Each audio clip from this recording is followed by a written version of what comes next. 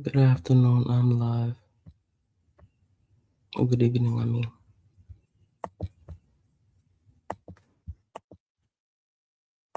Depending where you live.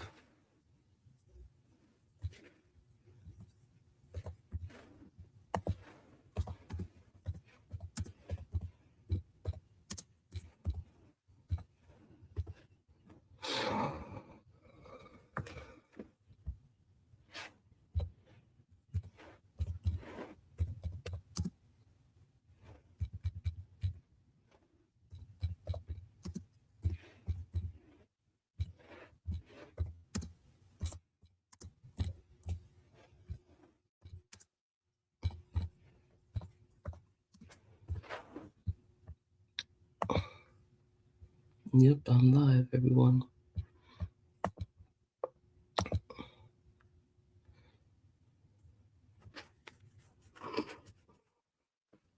Let me eat my cake. Not my cake, but you know what I mean.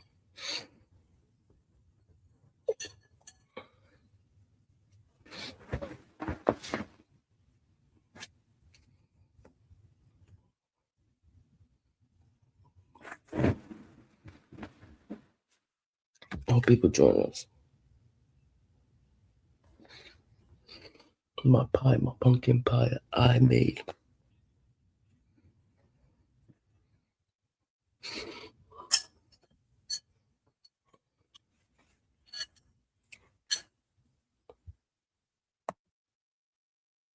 What happened?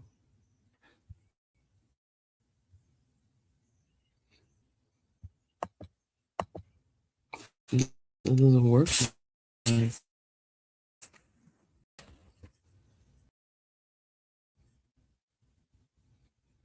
My can work? I guess they've removed. That's whack.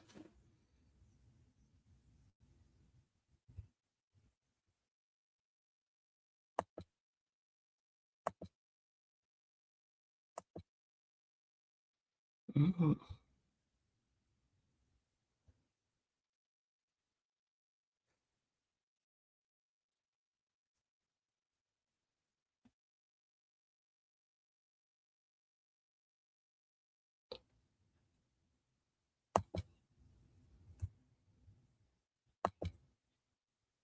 Everything's good.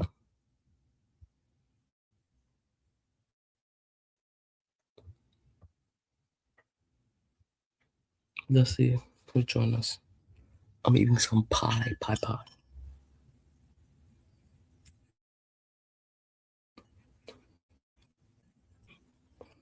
Some pie, guys.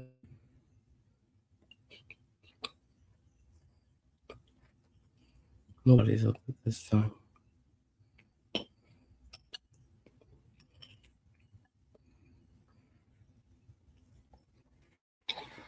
Mm-mm.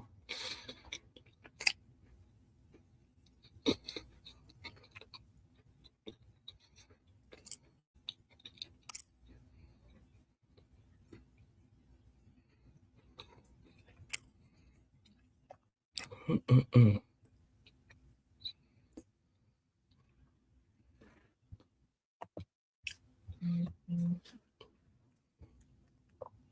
Let me see. Juicy J.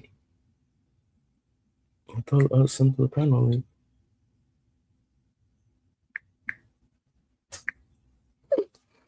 No, I'm live now. Mm. Mm. Mm-mm. Mm.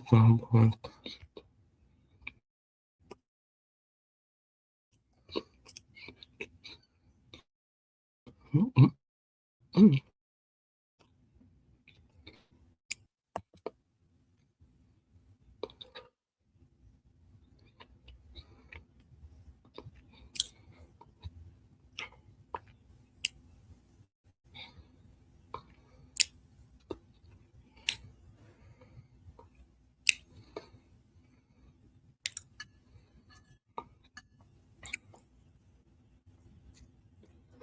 Mm-mm.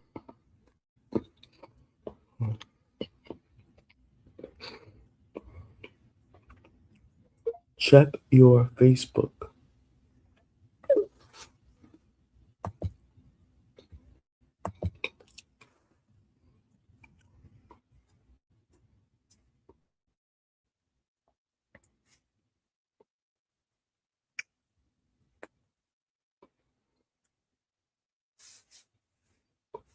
Mm,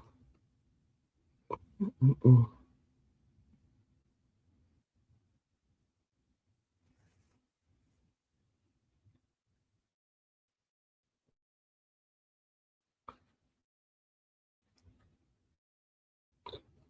I've been Streamlabs.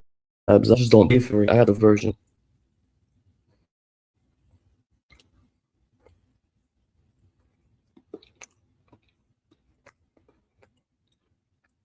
I don't got $50 a month, Dr. Eve.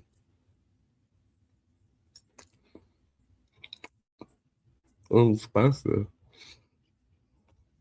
It worked for me. It never cuts me off.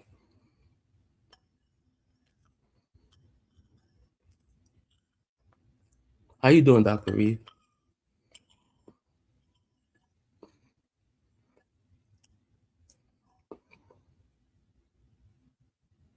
No, this is Streamlabs.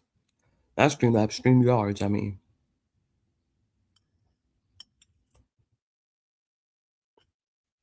I'm just StreamYards, I mean.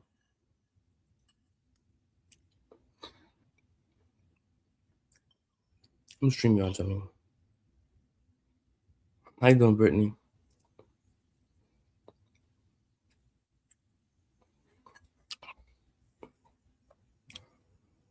Yeah, it's StreamYards.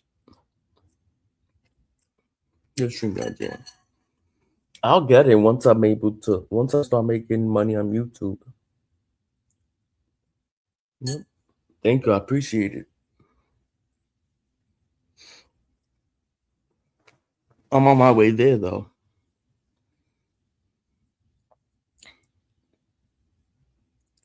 Um, you stuck on 450? I can relate. I can relate being on a plateau. It's frustrating.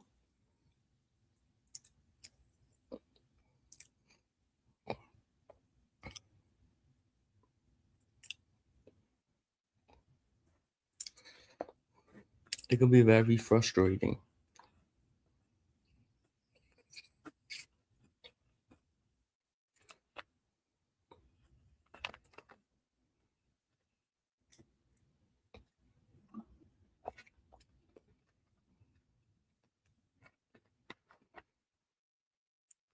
Being stuck on a plateau. Yeah. Yeah, but yeah. I hope Rich is doing well though. Yeah. Being stuck on 450. I was stuck on 50 for a while.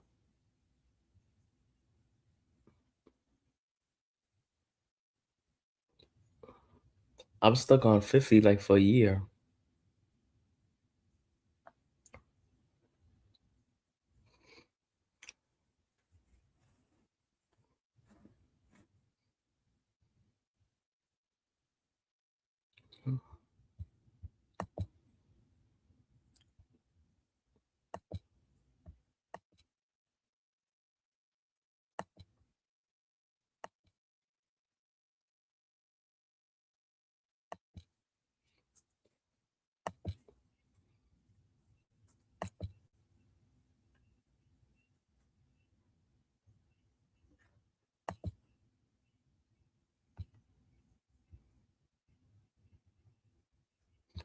I'm sure he's okay.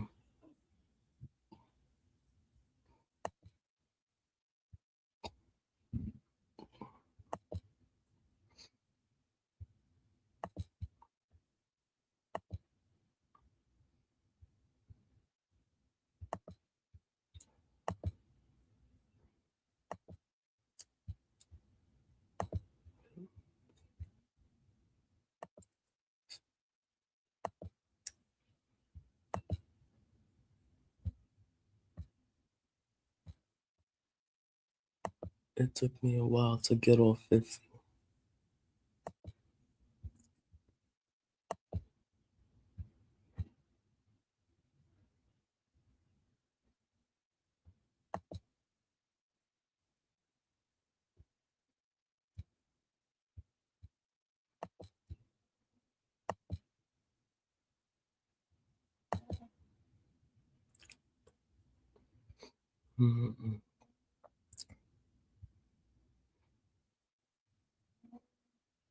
Where share? Do y'all hear this? Do y'all see it? Do y'all see the screen?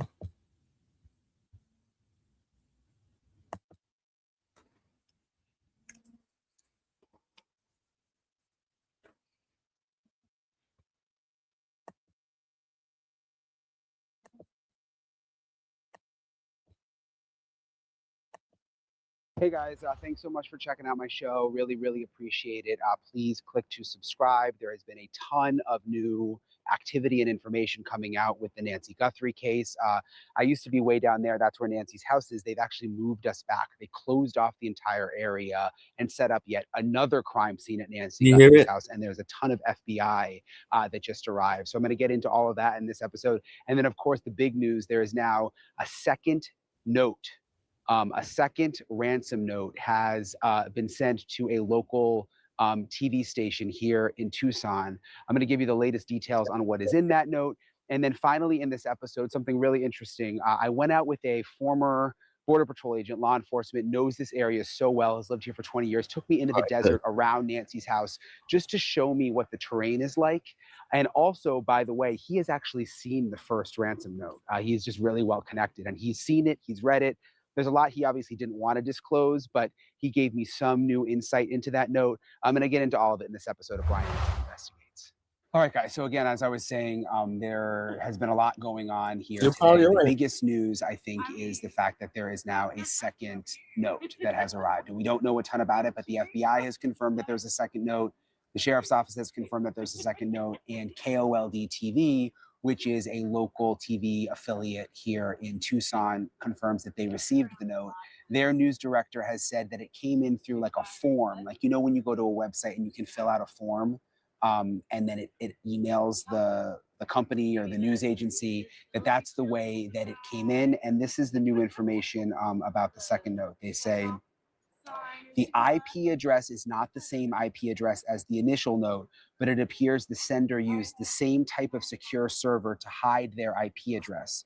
The new note contains something the senders seem to think will prove to investigators that there's the same people who sent the first note. So different IP address as the first note, but the same secure server was used to hide their IP address. And there's something in this second note that the senders think will prove to investigators that they're the same people who sent the first note. So the FBI has confirmed that they are looking into it. And remember, ultimately, it's going to be up to Savannah Guthrie and her family how to handle these things. And the FBI has made that clear. They're the ones who decide, the Guthries, how to respond to these notes if they want to pay the ransom. Remember, the first note had 2 deadlines. The first deadline was yesterday, so Thursday at 5 p.m. And then the second deadline is Monday. And I've been trying to understand why there could be 2 deadlines, and I still don't know the answer to that. One theory that I've been thinking about and floating around with some of my FBI friends is, like, could it first deadline be for less money and the second deadline be for more money? That's a possibility.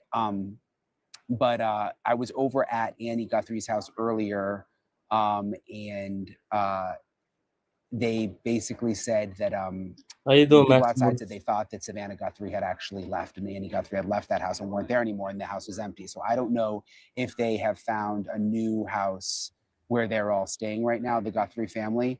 I'm not really sure. In terms of what's been happening here at Nancy Guthrie's house, it has been like totally insane over the last couple of hours. First of all, we were outside just in our spot that we always are, and the sheriff's deputies all came in and they said everybody has got to get out right at this moment. All the media has to leave, which hasn't happened before. Of course, they did have that second crime scene they set up, but they didn't make the media leave. This time they said, we're closing off the entire area, the whole block, and everybody has to leave. And so we had to quickly pack up our stuff and go. I took a quick video when all this was happening. Take a look. So something interesting is happening outside the house. So all of these sheriff's deputies showed up. And they are now, you see down there, they are closing off the road and they're making all the media leave this block. So we're not going to be able to be in front of the house anymore. They said this is for investigation reasons. And so we don't know what they're about to do with the house, but they don't want the media in front of the house anymore. So basically everybody out here has been told to pack up, and she's saying they need room for their investigators. Very, very much. Oh, you bet. Thanks for your hard work. Thank We you, appreciate sir. all you do for us. I'm sorry. On the other side of those cones. Yeah, see those cones right there? She said they need room for their investigators to do what they need to do. So something is about to happen out here from an investigative standpoint, and we're all going to have to move. But it's interesting. You know, they had the crime scene in the beginning. They took it down. They had another crime scene. They took it down, and now they are apparently going to be doing more out here. If I had the money, So I we would pay had the I would pay the move ransom. everybody off of the road. And we had to leave. Everybody had to leave in a hurry. And as I was walking out, I looked and I could see that there were FBI vehicles arriving, dark tinted windows, evidence response vans. And then when we were able to get our drone up, we could see that there were Hi, Juicy. a ton of FBI in front of the house. They set up their units in front of the house, and then they were also behind the house. And I actually saw a picture of them behind the house, looking in the woods behind the house. So it's just interesting. You think about, they had the first crime scene here, and then they opened it back up. They had a second crime scene earlier this week where they put the crime scene tape up for 2 hours, opened it back up, and now here they are again. And the timing is interesting that they swarmed this area again, got everybody out, brought the FBI in right around the same time that this second note arrived at KOLD at the TV station. So the timing is really interesting. I want to show you, though, I went out with Art Del Cueto. He is a former Border Patrol agent who lives in this area. I went out with him into the brush and the area close to Nancy Guthrie's house, just to get a feel for what it's like out there with the wildlife and with just the desert. I'm not from the desert, so I just wanted to get a feel. The other thing is he also has seen the first ransom note, so I wanted to ask what he knows about that. Here is when I went out with Art. I'm not from this area. I'm from Florida, so I don't know much about the desert. Right. Tell me, we're right very close to where How was your week? went missing from. Show me this, like. So we're What do people extremely need to close. I want know? people to know that we're extremely close, because I don't want them to come after you and say, "Oh, you wasn't even close." No, we are We're close. walking distance, right? Yes, yes. We're trying to avoid all the other media. Yes. So we're out here to show the reality, because people don't understand how bad the terrain would be for someone to easily find a person. You know, it's or track snowing in New somebody. York again. With the United States Border Patrol, you're taught different tracking skills, and I think that's what helps. But this is the terrain where we're used to walking through and trafficking, trying to track traffickers, human smuggling and drug smuggling. But the way this is called a wash. A lot of people don't use that terminology. And as we walk through here, you'll see this is kind of like a trail where you know which way to walk in there. You're going to have some broken branches in this area.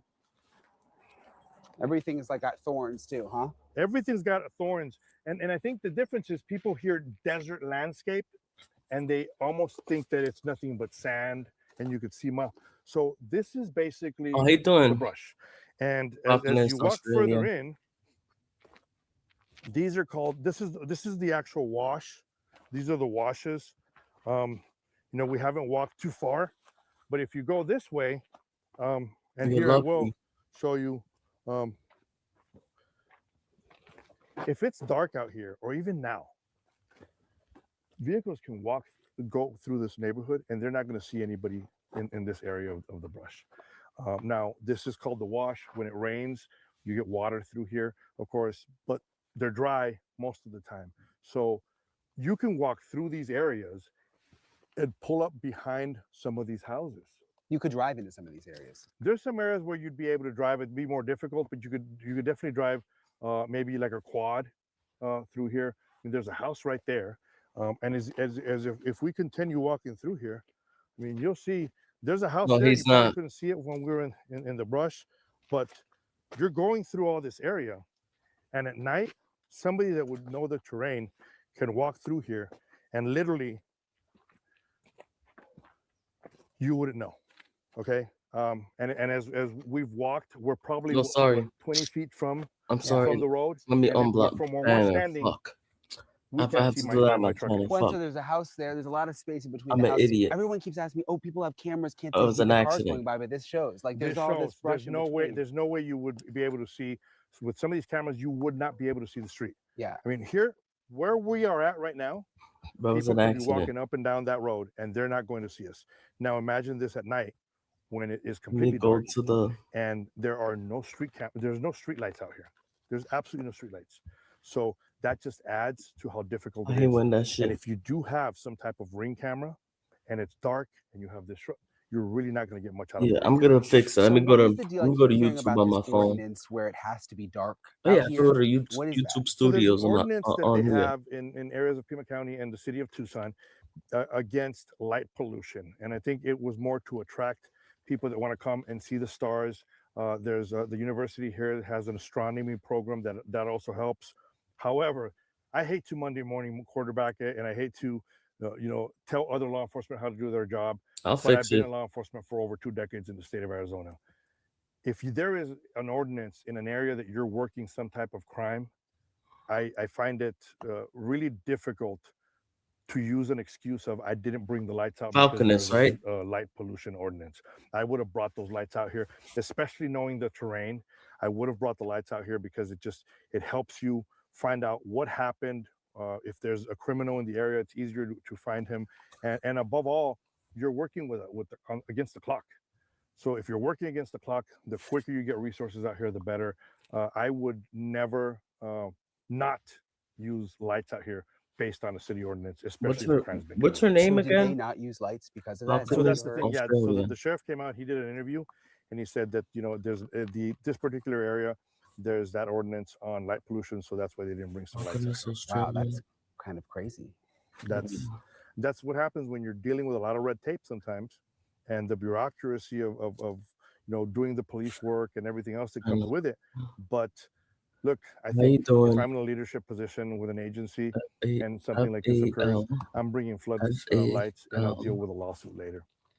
Did you see the Yeah, I'm ransom trying note? to figure out how I to have seen spell the it. ransom note. I have.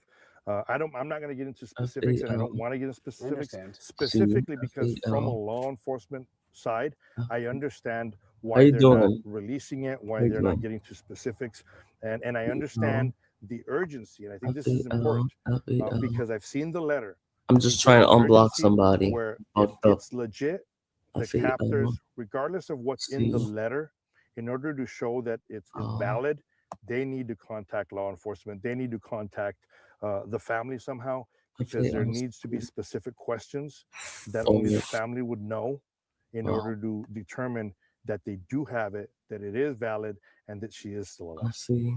And I don't want to ask you for specifics because I don't want to do anything to. Right. Again, That's where I I don't stand. want. That's the last thing I would ever want Correct. to do. Like, what's the point in that? I don't want them to find Nancy. But I am curious, just based on your background. Like, did you find it to feel like legit? I think it's legit enough. You but could come on panel more whenever you want, questions Juicy should be J. asked of them if they're the real captors in order to verify it 100%. Okay. And since you're from here, I'm not from here. Like I said, I don't know Right. anything about the sheriff. But just covering it this week, he's had some mixed messaging. I don't know. There's been some weird moments. He's done a lot of interviews. I found What is his history? I mean, is he? Well, he's been a sheriff for a long time, right? Obviously, I believe he lost one election and he came back and he won an election again. We're where we're at right now. He's been in police work for a long time. But this is what I've always said, and I get criticized for it. There's a difference between having 1 year experience in law enforcement or having 20 years experience in law enforcement. And then there's guys that have 1 year experience 20 times in law enforcement. I don't want to criticize him and say he falls under that area. But when you have a crime of this nature and the world is watching us right now and other resources are being brought in, the FBI is being brought in. I know Border Patrol has been out here and helped.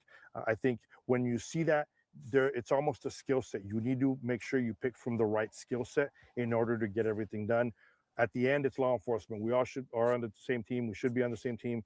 And the ultimate goal is to find Nancy, bring her home safe. And at the same time, we need to find out if there's any individual out there that is the cause of this, bring him to justice and make sure that he faces true consequences.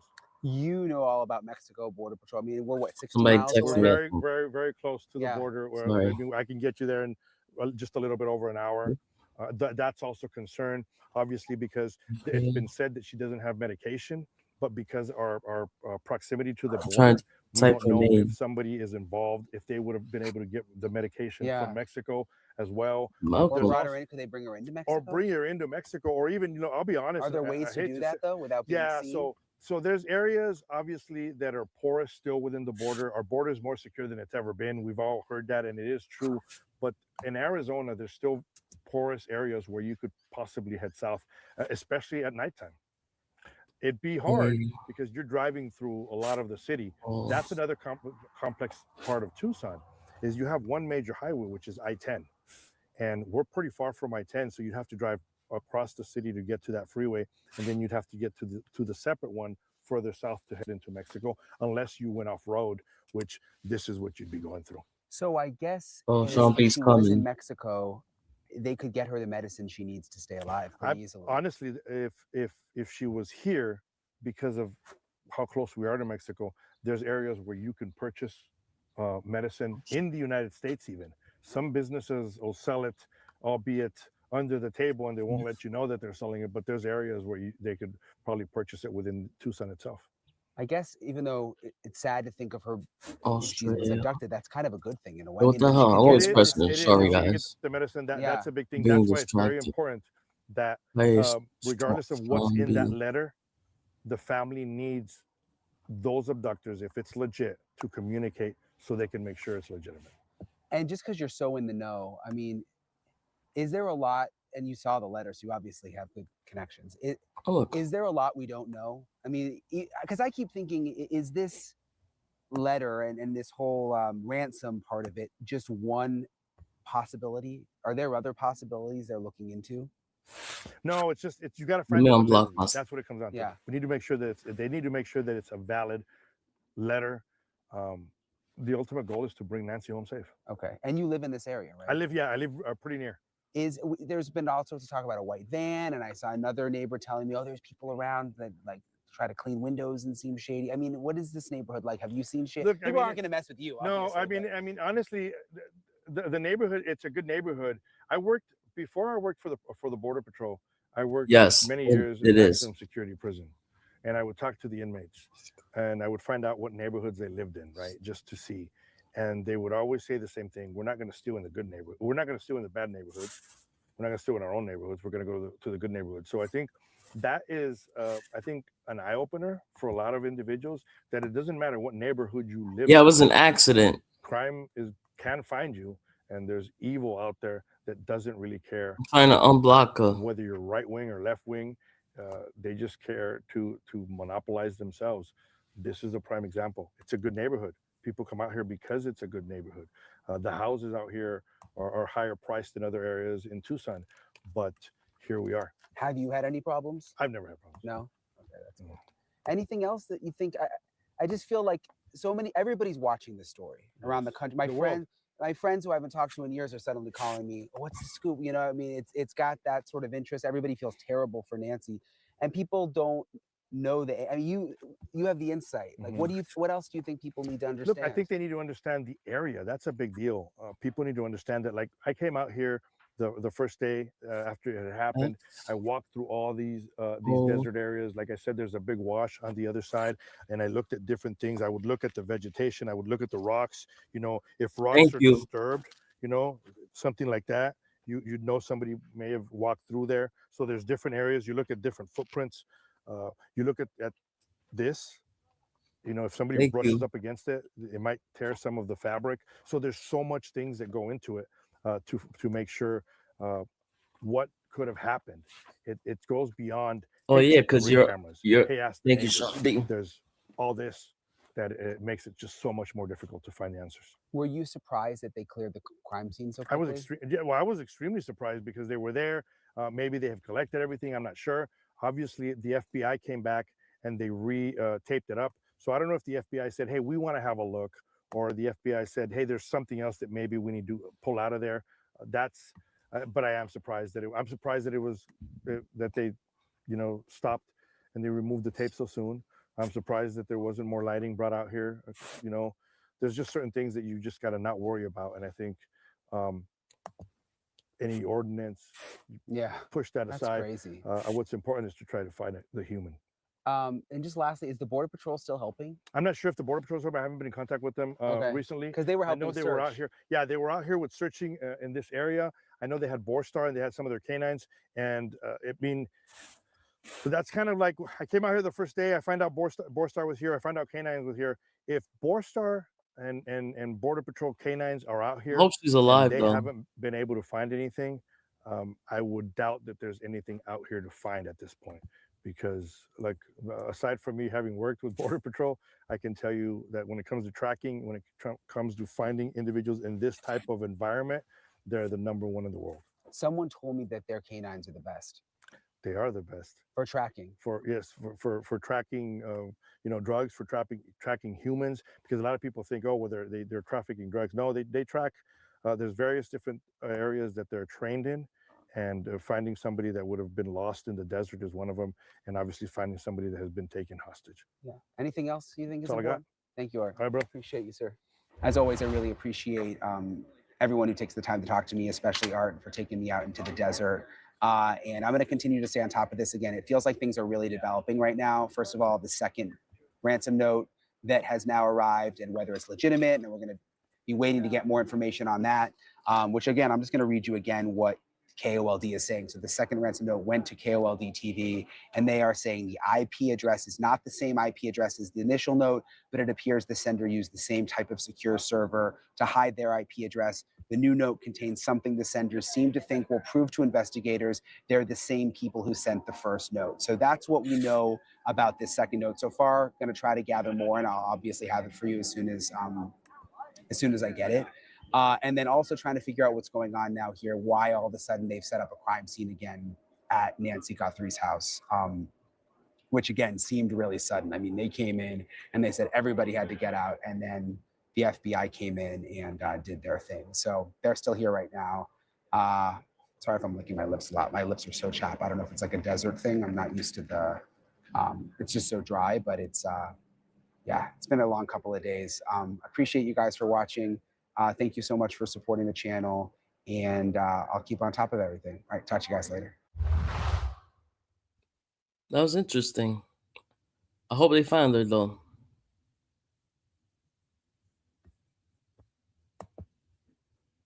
We start with breaking news in Arizona. Investigators are examining a new message related to the possible abduction of Nancy Guthrie. It's been 6 84-year-old days. mother of Savannah Guthrie disappeared from her home 6 days ago.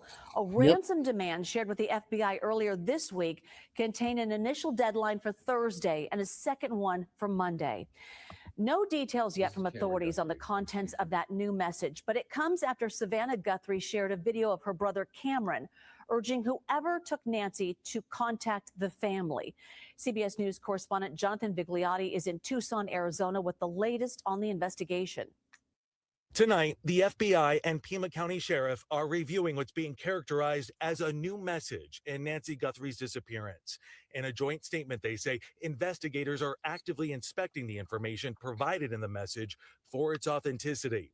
This comes as the Guthrie family has been pleading for communication.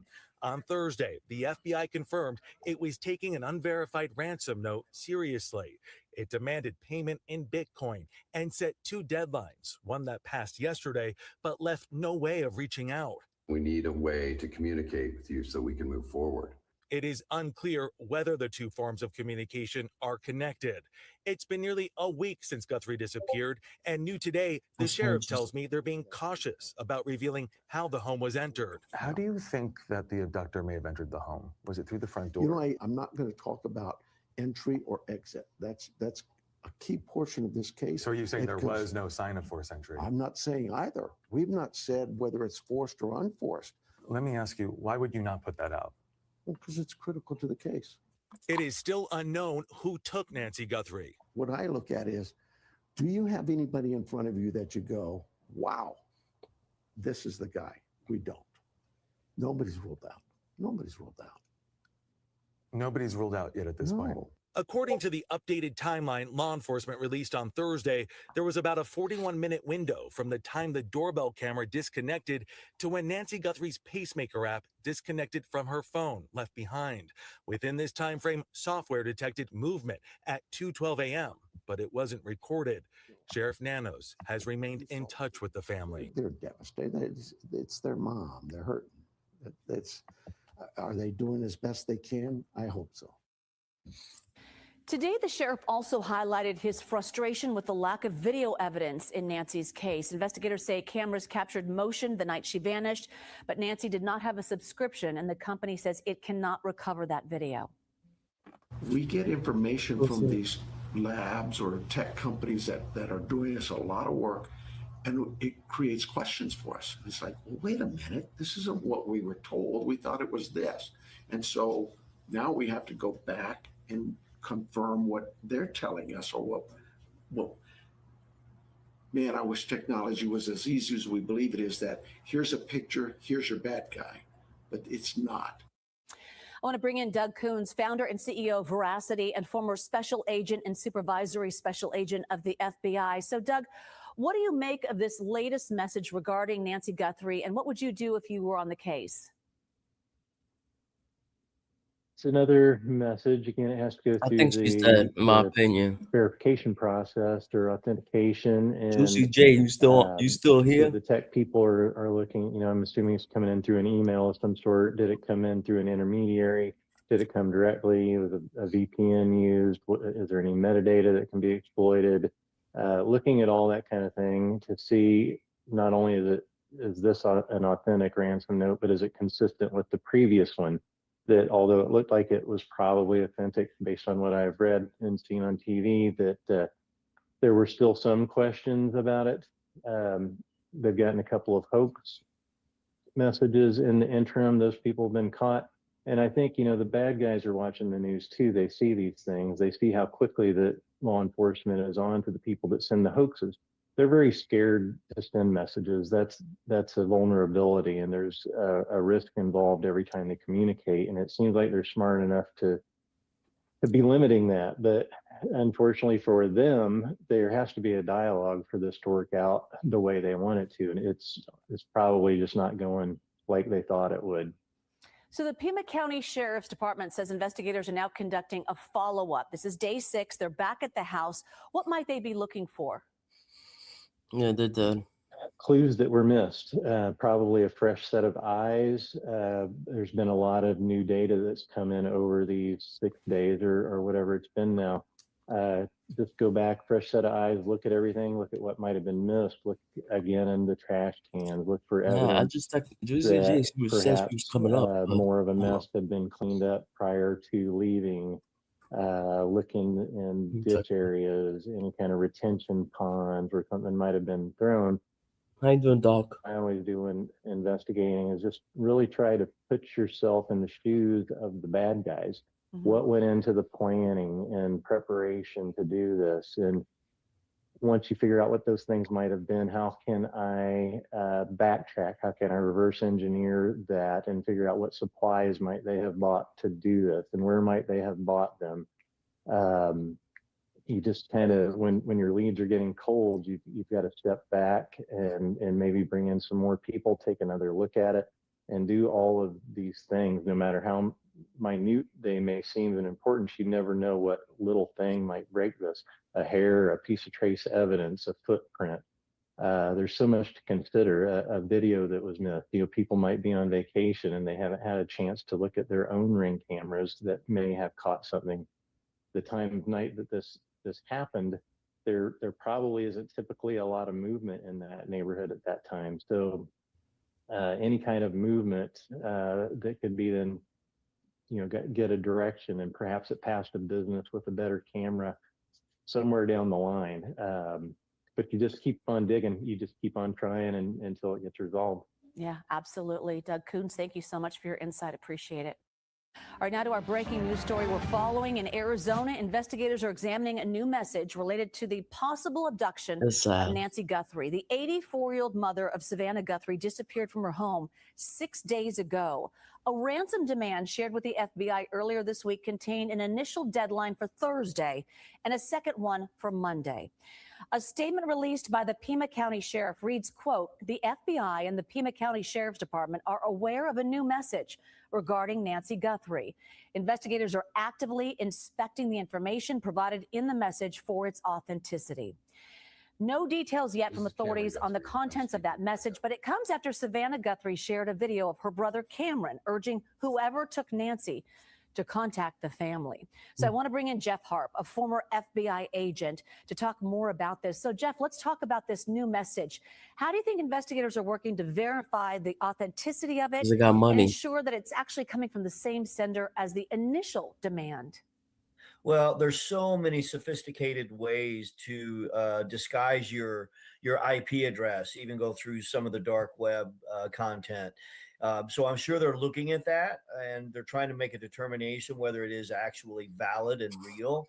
I have been watching a lot of the news footage today, and it does appear as though the FBI has gone back to the house and they're looking for something. So maybe there was something specific in that new note that the FBI is going back to verify. I'm suspect of a lot of things that are going on just because the fact there's people can get access to so many things through technology that they can find ways to manipulate data and look at photographs and come up with conclusions that can mislead the family. I really hope The family this is got the money, real that's deal, why. so they can at least make some progress on getting a proof of life. Yeah, so the search for Nancy is now on day 6. So what stands out to you so far? And then what elements of this case maybe seem unusual to you? Well, and so it's interesting. If you look back at the initial release of the crime scene, it happened pretty quickly. Then you saw law enforcement go back in and re-secure the crime scene, maybe based on some information that they obtained or just collaborating together. Always when you get all these law enforcement heads together and collaborate, ideas come to fruition of like, you know what, I didn't think about that. And so they probably went back and looked at some things. And now we have a new letter, and there may be information obtained in that letter that the general public doesn't know, and really nobody would know unless they were at the residence. Yeah, I'm sure there's so many things behind the scenes that we don't know, and for good reason. So let's talk about some of the messages released from the family. We had one from Savannah and her sister, and then her brother Cameron yesterday. Do you think that might be another crucial element, hearing from the family again? Yeah, I mean, there's always a plea, and I have a question. I keep listening to some of the experts talk about the way this investigation sort of unfolding. There's not a playbook for kidnapping, and they. One question for everyone. If somebody kidnapped your mother and you have the money, would you pay the ransom?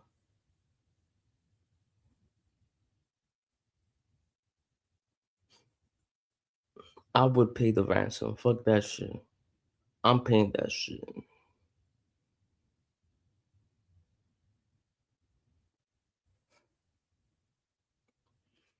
Tell me where to meet you at. I'm paying it.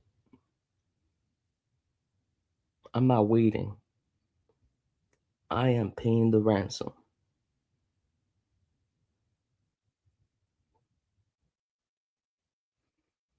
Not going to wait for the police. I'm not going to wait for the FBI.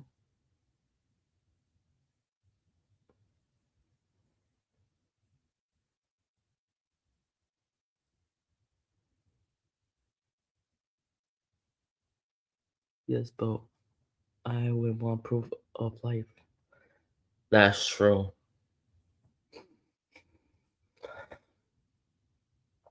That makes sense.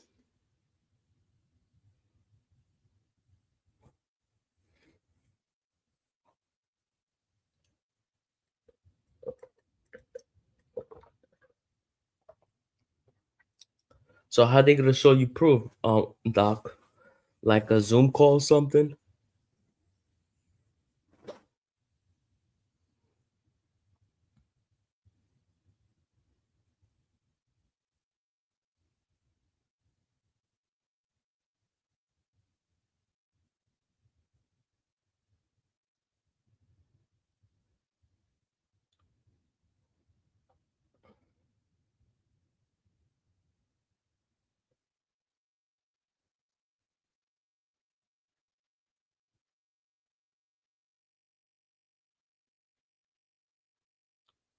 Because people are crazy. You don't know what people could do to show you proof of life.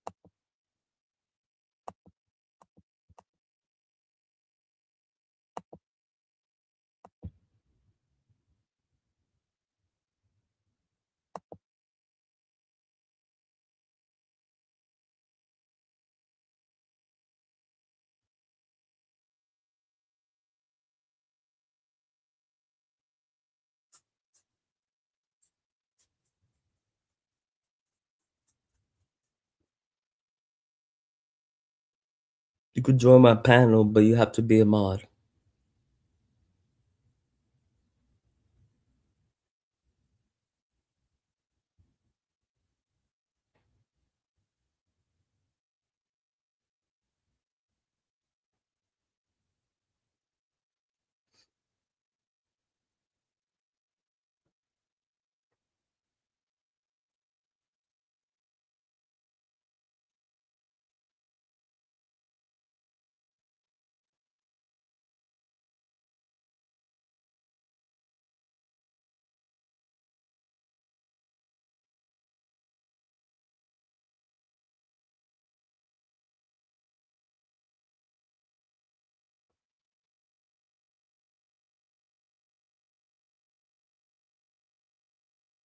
That's rule number 1. And you have to be of age.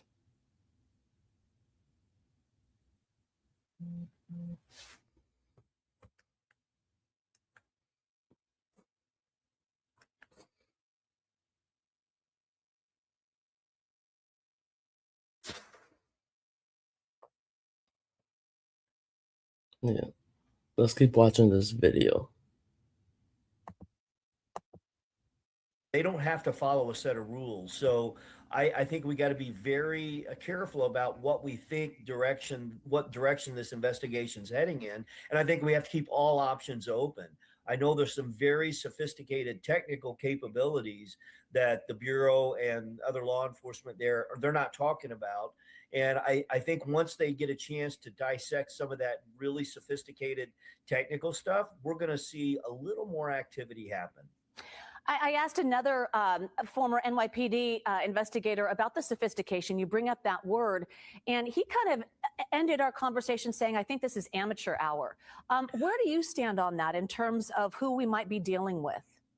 Well, it could be amateur hour, but here's what I would be looking at. So anytime you drive through a neighborhood and you have a Wi-Fi device, your Wi-Fi device is constantly looking for some place to connect to, and sometimes it will connect. And depending upon who has Wi-Fi in that neighborhood, they certainly could go door to door, which they're doing. I see they're going door to door, and they could look at devices that were trying to connect to these routers. These routers have a history, and so that sort of information becomes really critical, important, especially when you start looking at devices that were trying to connect to routers during that sort of hour or two they're looking at. Jeff Harp, thank you so much. Appreciate your time, and we'll circle back with you. Breaking news in Arizona. Investigators are examining a new message related to the possible abduction of Nancy Guthrie. The 84-year-old mother of Savannah Guthrie disappeared from her home 6 days ago. A ransom demand shared with the FBI earlier this week contained an initial deadline for Thursday and a second one for Monday. A statement released by the Pima County Sheriff reads, quote, the FBI and the Pima County Sheriff's Department are aware of a new message regarding Nancy Guthrie.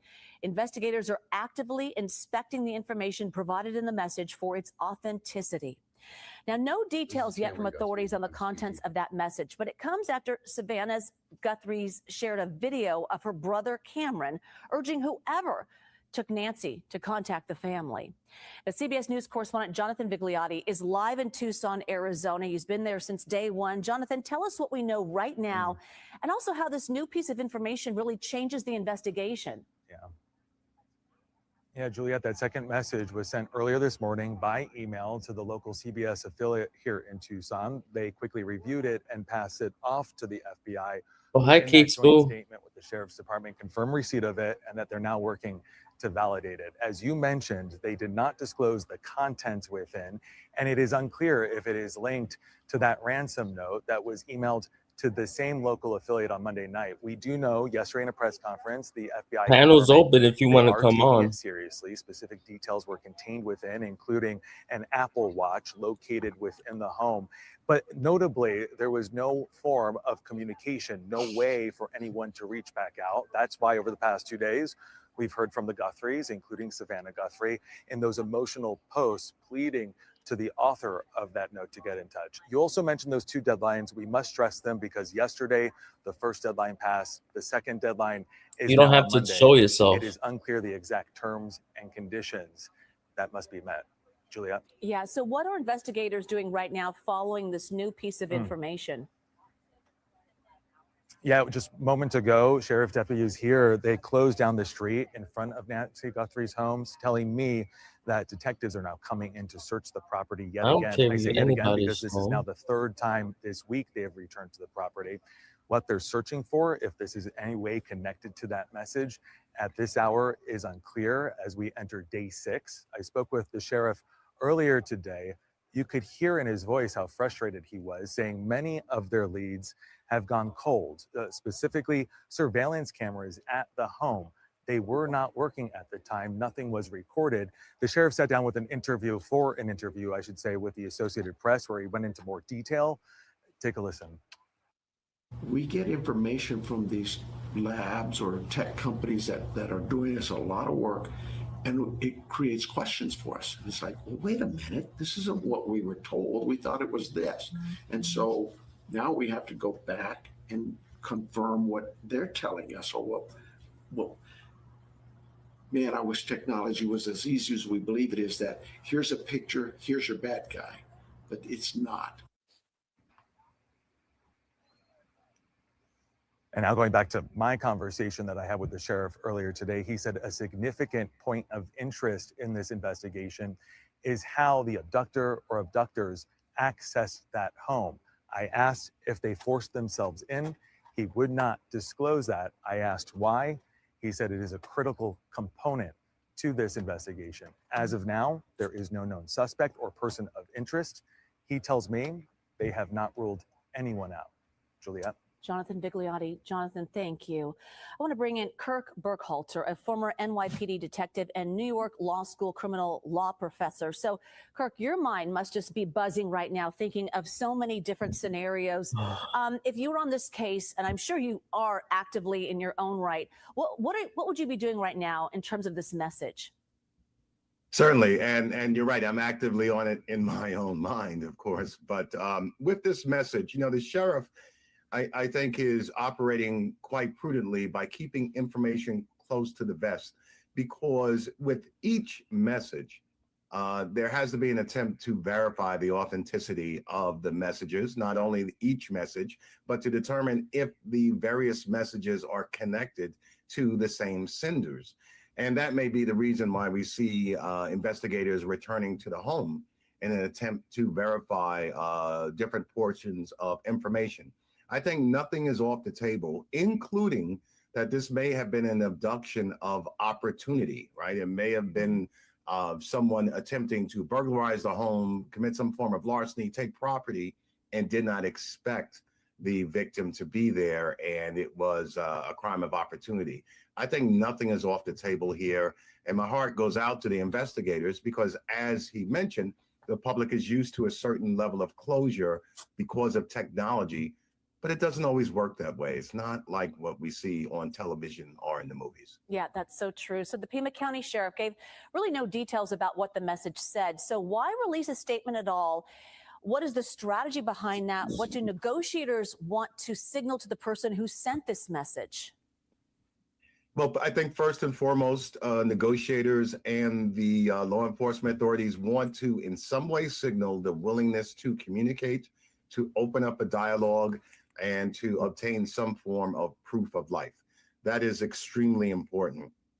And second, I think it's helpful to keep the public apprised in some way, shape, or form as to how the investigation is going. You can't just have a complete news blackout in matters like this, and certainly when this is such a high-profile person. But the primary purpose now, I think, or our goal is to generate some form of dialogue. So the initial ransom demand was sent via email to a local news station. So depending on how this message was sent, could it be traced back to the sender? Probably. It certainly could be. We have the technology to do so. However, where is the sender sending it from? Quite often you'll trace these emails and they go back to, a country overseas. Could be someone obtaining some type of phone that has internet access and then throwing the phone and the SIM card away. There are just so many ways to mask one's email address. I would suspect if someone was sending this email from their home, the FBI and all the law enforcement agencies involved would have knocked at their door already. So it's a high possibility that even though it's traceable, that may not lead investigators back to the actual offenders. And given where we are right now, day 6, are you able to gauge the level of expertise, possibly in technology and in how they did this crime, a rating of where they are in terms of their own manpower and their own strategies?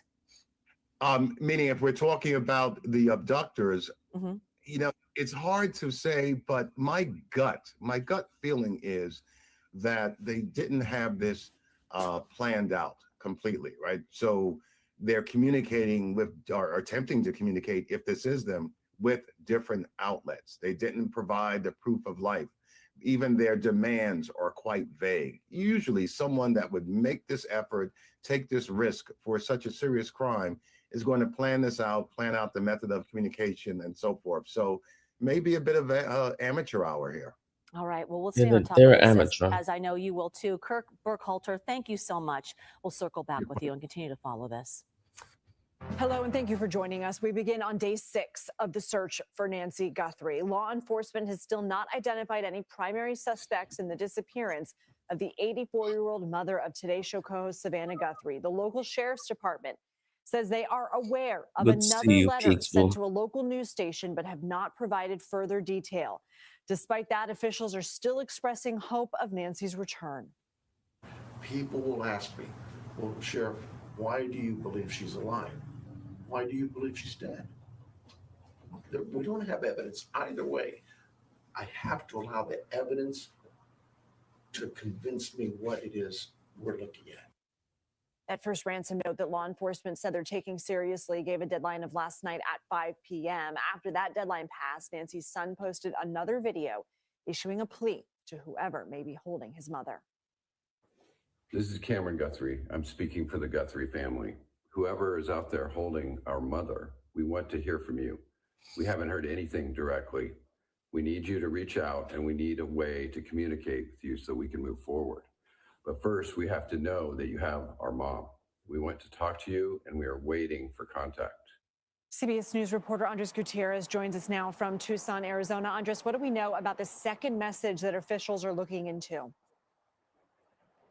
Lindsay, the CBS station here in Tucson says it has received a new message regarding Nancy Guthrie's disappearance. The station says it was forwarded late this afternoon, and they have sent it over to law enforcement. The Pima County Sheriff's Department ended up issuing a statement in response to them receiving that note, saying, quote, the FBI and Pima County Sheriff's Department are aware of a new message regarding Nancy Guthrie. Investigators are actively inspecting the information provided in the message for its authenticity. So the big question now, is it it from the same people or group that ended up sending that first one?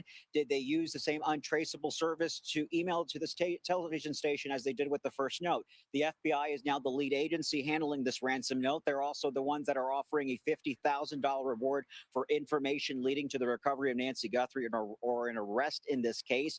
As for they're trying to verify the latest note, they have investigators also found out conducting interviews, including family members. Law enforcement officials have said that they are speaking to anyone who may have had contact with Mrs. Guthrie and that this is a common practice to rule out potential suspects and to build a timeline on the victim's last known whereabouts. In an interview this afternoon, the sheriff, Chris Nanos, told CBS News that tests do confirm that the blood found at the home belongs to Nancy Guthrie, but he would not speculate about the injuries. He also says that there is still hope that she's alive because there is no evidence either way, that investigators are right now reviewing hundreds of vehicles that may have been in and around the area around the time of her disappearance. And you spoke to Arizona Democratic Senator Mark Kelly. Obviously, he and his wife, former Representative Gabby Giffords, called Tucson home. What did he say? Yeah, he showed up here this That sounds fun, afternoon to Skatesville. visit with Chris Nanos, the sheriff, provide support, dropping off some donuts, some coffee. He says that he has known personally Savannah for years. I and want that some she donuts has and deep coffee. roots in this city. And he says that Tucson ends up galvanizing, coming together in moments like this during crisis, like they did 15 years ago when his wife was wounded at a supermarket here when she was a politician in town. He ended up saying that Savannah did reach out to him as she was heading to the airport here to be part of this investigation. Here, let's take a listen. She's a friend. I've known her, and I just want to be there to support her. And I could hear. I didn't have much information, but I could hear, how stressful of a situation this was for her. But this case is in very capable hands with the sheriff and with the FBI, and I know they're doing everything they can. Kelly is urging anyone with information to reach out to the Pima County Sheriff's Department as well as the FBI, that no tip out there is too small in this case. Andres Gutierrez, thank you. And we want to share this with you. Take a look at the numbers on your screen. They are for the Pima County Sheriff's Department's tip line for anyone with possible information about Nancy Guthrie's disappearance. 520-351-4900, 88crime.org.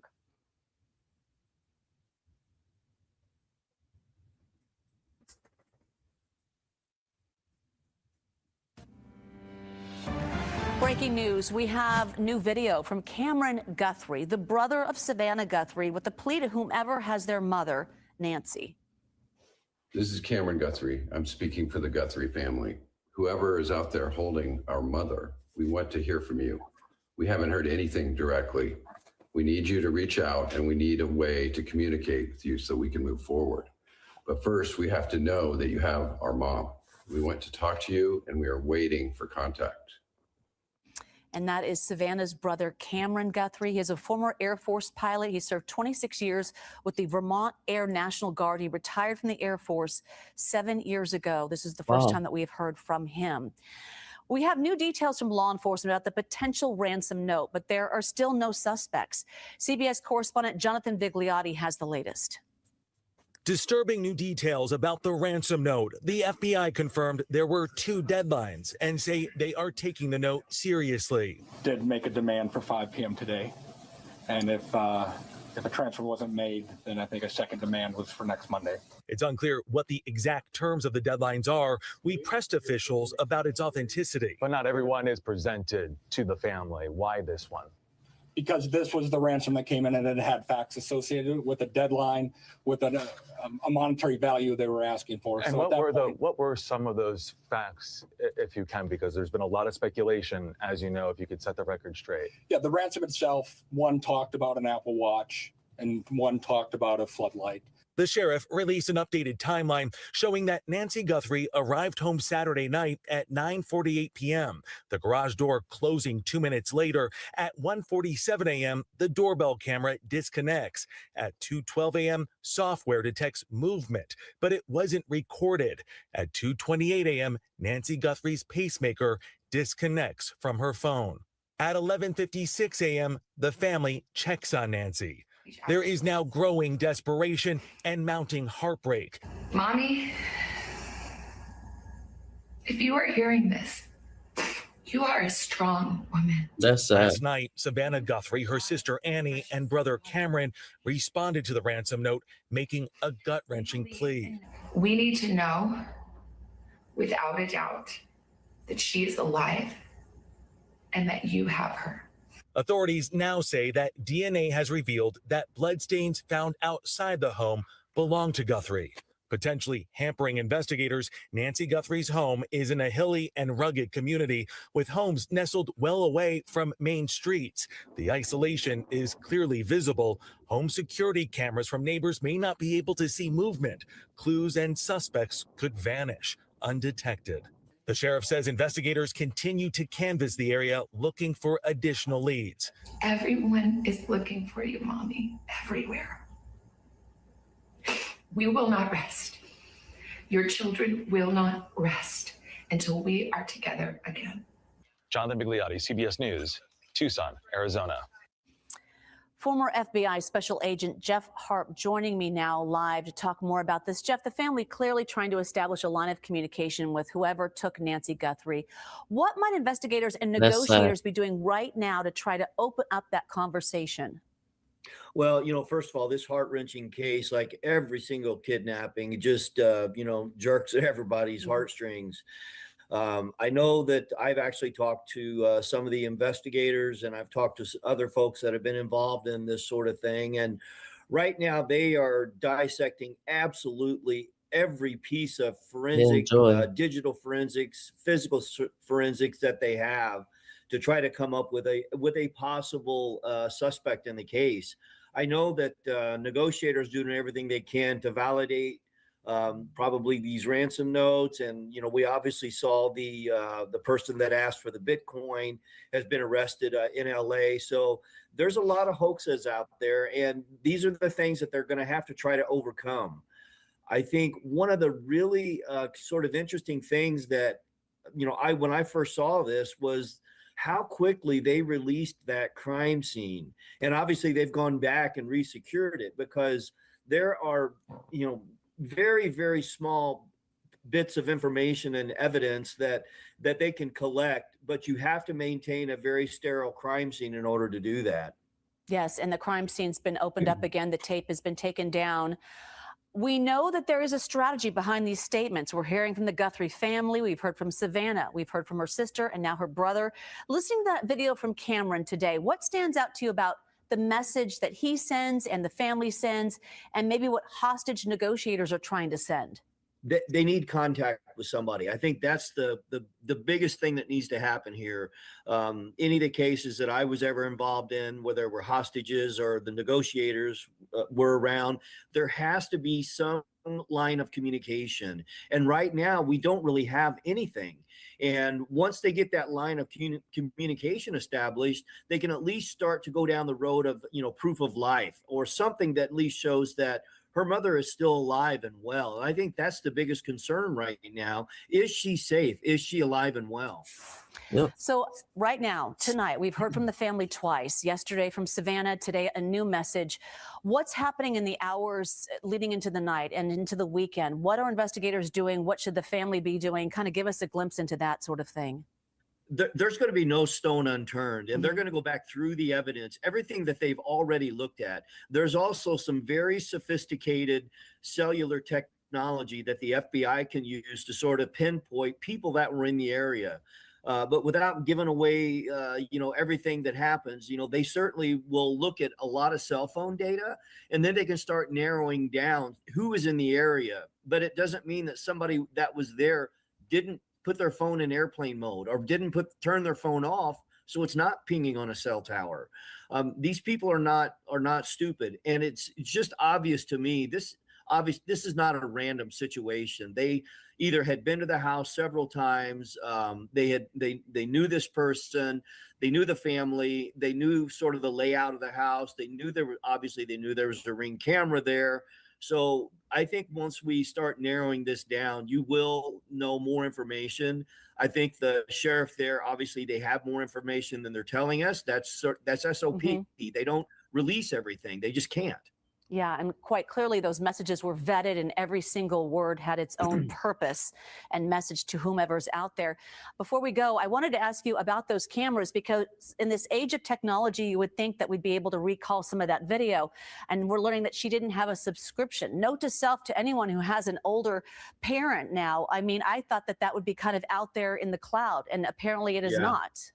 No, I mean, obviously you have to keep up the subscription. I tell people, I do this for a living, and I tell people, hey, you've got to make sure your credit card doesn't expire, because simple things like that will cancel the subscription. And, all that information, once you're subscribed, is stored up in the cloud, and the services are relatively cheap. And for what you get out of it, it's very significant that you keep that up to date. All right, Jeff Harp, appreciate your insight. Thank you so much for joining us. Sure thing.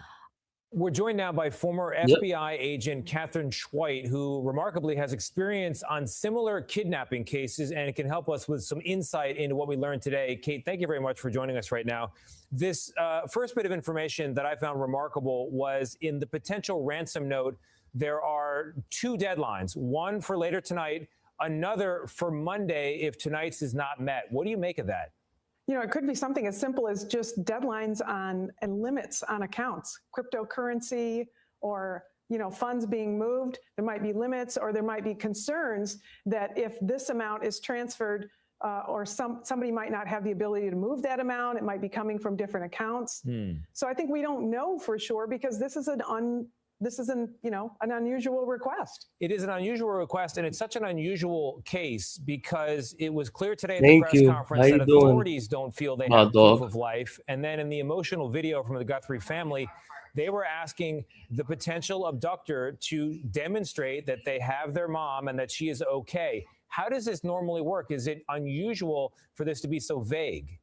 It is, and that's part of the struggle, right? You're working with a one-way communication here, and the family needs proof of life. They need to know that this person is still alive, because there are people who will commit fraud and simply ask for money, and then you transfer money to someplace, and it goes, and that person disappears, and you have nothing, no indication that you have your person yet. So you need to know that you're really dealing with a person who has her and is willing to bring her home. Kate, we also learned today a better sense of the timeline early Sunday morning. There's a moment when the doorbell camera is disconnected, another moment when apparently somebody might have been there at the door. That's not confirmed.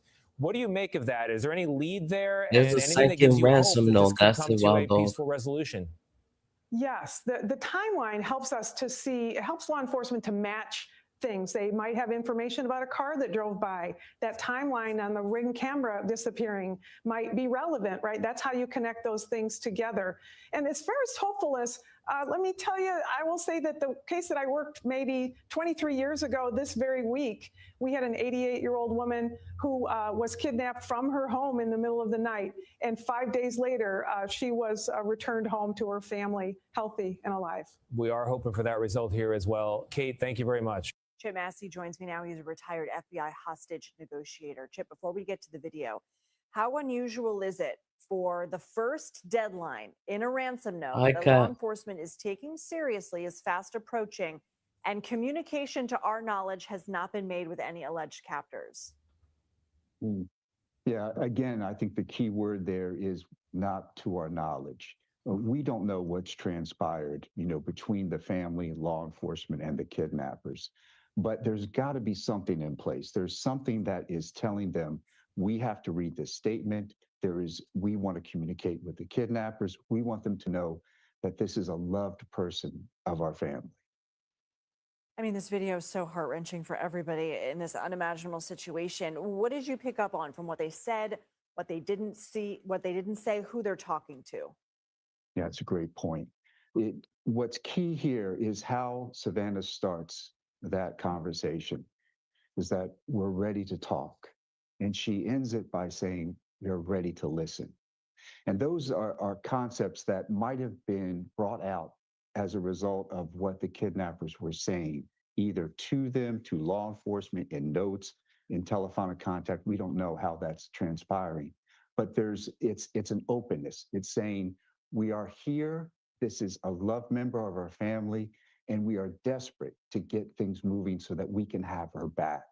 And in between there, what you're hearing from her is that we also need proof of life. Obviously, that's so important for them to know that she's okay, that they're taking good care of her, because ultimately the kidnappers feel a sense of control here, and that's how you have to deal with them, because they are in charge of her well-being, of her safekeeping. Anything that detracts from that, they're also responsible for. So the family's saying, we are open, we're here, and we want to listen. What is the goal of humanizing not only Nancy, but themselves? Yeah. Can you imagine that Savannah, she spent her life in front of a camera. So now she's given the task of having to plead for her mother's life. It's a whole different set of understanding of mental anguish, of crisis. And that's really what crisis is. It's being able to regulate your emotion in a way that will bring about the best outcome. And that's what she has to do now. So it's all about putting behind her, what she desperately wants to do is get at these people, what the family around her is saying. We want our mother back. We want her in place again. You're preventing that, but she has to maintain a discipline. And the discipline is, please talk to us, reach out. Chip Massey, we really appreciate your expertise. Thank you. If anyone has information about Nancy Guthrie's disappearance, please call the Pima County Sheriff's Department tip lines on your screen, 520-351-4900. CBS News law enforcement contributor Rodney Harrison joins me now. He's also the former Suffolk County, New York Police Commissioner. Thank you, Rodney, for being with us on this really tragic story. I mean, there's been a lot said about ransom notes. Someone was arrested for an imposter note. We're going to get to more information on that in a minute, but how would law enforcement identify what to take seriously and what's bogus? Well, it's kind of hard to see exactly what's involved in the ransom note. I guess you could go based upon some of the demands, but I think the most important thing going forward is trying to identify what the motive is. Once you identify what the motive is, then you could be able to get a person of interest. And there are three things that are going to help this investigation going forward outside of the ransom notes, and that's technology, that's science, and that's the human component.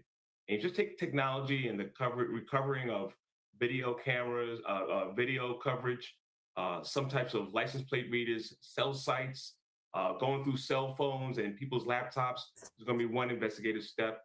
The second one is going to be science, being the DNA. Was any DNA recovered? Any latent prints recovered? And the third thing that needs to be done here is the human component, which is, I like that they put a Crime Stoppers reward for $50,000, but they also need to be able to debrief individuals and cultivate some type of confidential informant or $50,000, that's not a lot of that be money. willing to come forward and give some information. So a lot of work needs to be done, but the ransom notes seem to be a little not validated as of yet, but I'm sure as the investigation goes forward, they'll be able to determine what steps need to be done to bring Ms. Guthrie home. So when you say hard, do you mean somebody who may know the perpetrator and may have some information to try and appeal to them? And also, that said, we've got a deadline coming up. I mean, what happens if that deadline comes and goes? Is it a risk to wait for the proof of life that the Guthrie family asked for? Yeah, and once again, as the investigators, the FBI, and as well as the Pima County Sheriff's Office, they haven't been so forthcoming regarding the ransom note, so it's hard to kind of speculate exactly what the demands were. I know there was something about money, maybe some cryptocurrency was requested. I know there's a deadline for 5 o'clock today as well as on Monday. So it's hard to sit here and say how much of a concern is involved with these ransom notes. I'm sure that they're taking every single bit of information and evidence that comes into their possession very, very seriously. But let's see what happens with the next investigative steps. But one of the most important things is trying to get down to what the motive is. And once you get the motive, you'll find that person of interest. Rodney Harrison, thank you. I want to bring in Michael Alcazar, the adjunct professor at John Jay College of Criminal Justice and a former NYPD hostage negotiator. Michael, thank you for being with us. This is really the first time we heard directly from the Guthries. What was the strategy in releasing that message sent directly to the kidnappers? What do you make of that video? So I'm sure they already employed the help of negotiators. I'm sure they helped create that statement. If you listen to the statement, it's very carefully worded. It sounds like they made it sound like the family is willing to cooperate. They stress that this woman, the victim, is very important to them and that she has medical needs. So it sounds to me like that was help with a negotiator. So if there is a ransom note that they're vetting, they want to make sure that they know that they're willing to cooperate and they're open to communication. Now, the sheriff said today that the ransom note included a 5 p.m. deadline for today. In a case like this, would you recommend that the Guthries comply with the demands or reply with something by the deadline? Does that help? Yeah, anything you can do to kind of like appease the potential abductors is good, because the main thing is that we want to keep the victim alive, that we make sure that she's safe. So anything that we can stretch the time, perhaps give them hope that we're willing to cooperate is key. If there is, in fact, a ransom note that's been vetted, that we have abductors that we can speak with. Would that transaction, though, would that help authorities go to the suspects? Would that help with tracking them down? Well, it depends how they communicate, right? Right now, I didn't even hear how the ransom note got delivered. Was it electronic? Was it by mail? So there's a lot of evidence that they could process electronically, forensically, if it was a hard copy, if the phone call if there was a phone call. See, they're not really releasing a lot of information, right? So we don't know how they got this ransom. So there's a lot of moving parts that they have to investigate. So anything that can buy investigators time would be helpful and hopefully saving this poor woman. Now, we know that the ransom note in question, the one that they believe could be legitimate, went to the local CBS station. It was sent via email. Wow. Would that make it easier to track down the suspect, given that that's how they deliver the message? Yeah, they're gonna look at that electronically. They have, I'm sure the FBI has like some kind of a computer crime squad that can vet the metadata, where that information is coming from, how it was delivered. Perhaps they can track the source. So I'm sure that's what they're doing right now. So that would be very helpful. And once you do make contact with the kidnapper or kidnappers, how does that conversation go? What are the first questions you ask? I'm assuming you have to establish some level of trust, right? Absolutely. We want to make sure that the victim is safe. We want some kind of proof of life. We want to know what they want and how they want us to help facilitate if there's going to be an exchange. So we want to make them feel comfortable. We want to make sure that they know that the safety of this victim is our priority. And we're willing to have a conversation and keep them talking. This story has dominated the headlines, mostly because this is Savannah Guthrie's mother. She's a very popular morning show host. I'm curious if the fact that she's such a high-profile celebrity, if that would play into the negotiations. Of course it will. Oh, absolutely. I mean, if the abductors, if this was perhaps actually a targeted kidnapping, there's a couple of different thoughts that this might have been accidental. This could have been a burglary gone bad.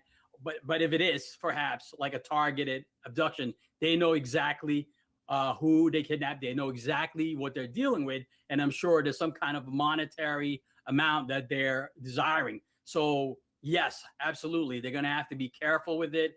A lot of negotiators are going to have to work hard on this.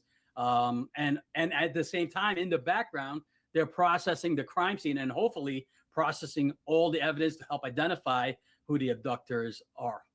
Michael Alcazar, thank you so much, sir, for your time. You're very welcome. All right, I want to go ahead and bring in retired LAPD Police Sergeant Marlon Marachi, who recently retired after 24 years as a sergeant with the LAPD. I want to talk to you about the pressure that authorities are under given that deadline tonight. A lot of pressure, to the essence, and from watching in this press conference, you really can see how heartbreaking this whole situation is, and see it at 5 p.m. What the next steps are. But just know that from a law enforcement perspective, all hands are on deck. The FBI is involved, so you need as many resources as possible to be able to continue to canvass the area and do I don't as know, Kat. much investigation that you can. So it looks like authorities also are zeroing in on this time frame between 1:47 a.m. early Sunday morning and Ask 2:28 Google. a.m. This is when there was that doorbell camera that was disconnected. Activity was noticed on other cameras. How are they going to hone in on that window of time and find out exactly what happened in those minutes? Very good question. What I would say, it's like your colleague was mentioning about a forced entry. It seems as though it might be someone that doesn't know Nancy in particular. However, if it was unforced entry, then it's someone that you probably knows. But in these type of cases, these investigations, whenever there's critical missings, it seems as though that sometimes they have worked up the location before. In other words, there has been some focus, considering, living in this house that's out in the desert area. There's probably been some workup prior to making this unfortunate, tragic incident happen.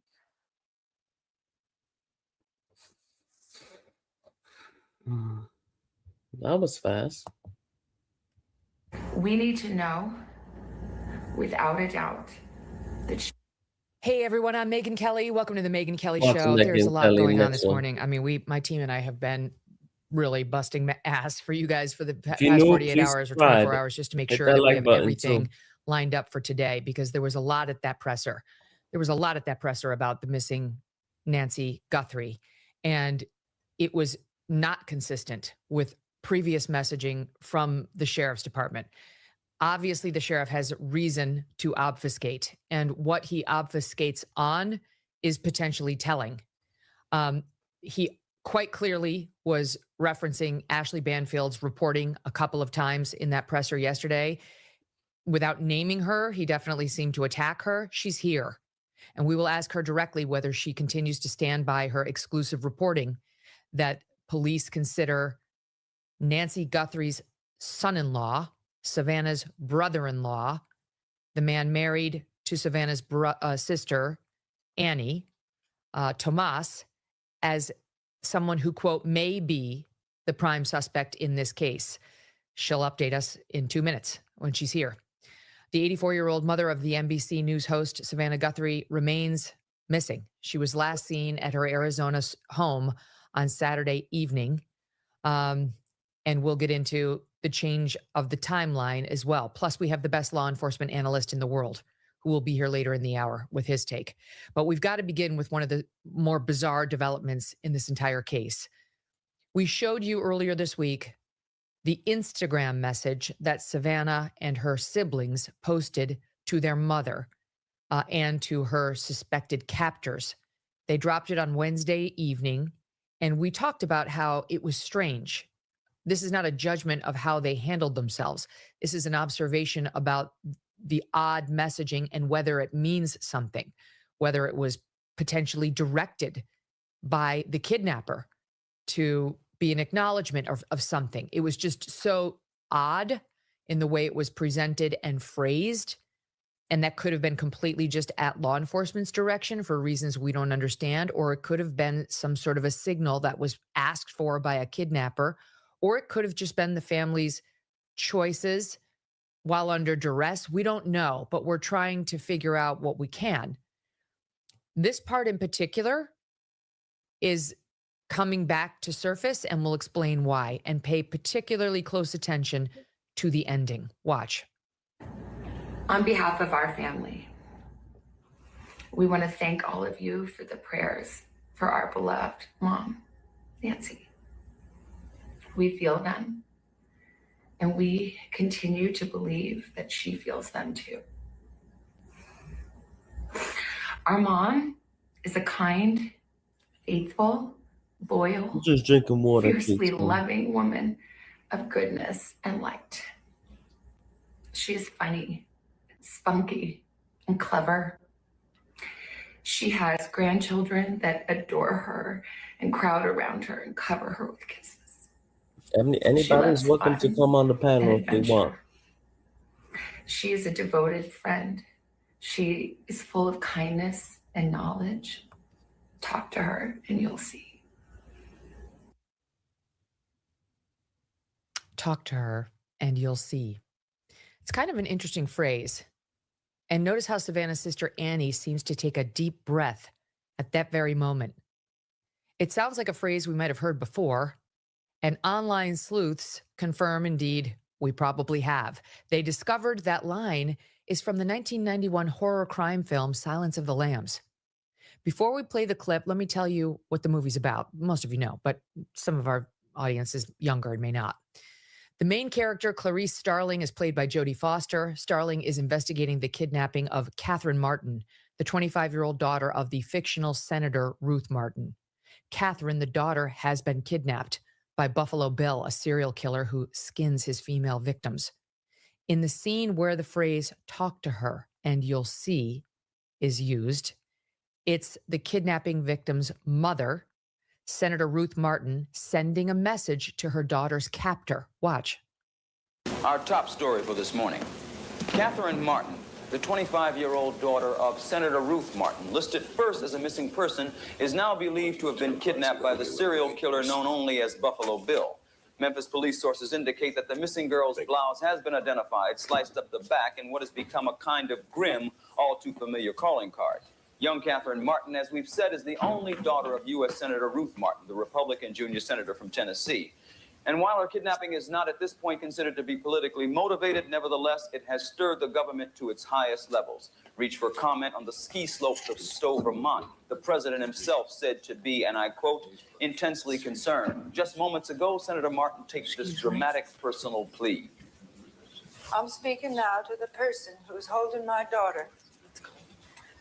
Catherine is very gentle and kind. Talk to her and you'll see. You heard that right at the end? Let's watch them back to back. She is full of kindness and knowledge. Talk to her and you'll see. I'm speaking now to the person who's holding my daughter. Catherine is very gentle and kind. Talk to her and you'll see. Both reference how kind the person is and end with "talk to her and you'll see." Now, we're not the only ones who notice this, and it's getting a lot of attention on social media today.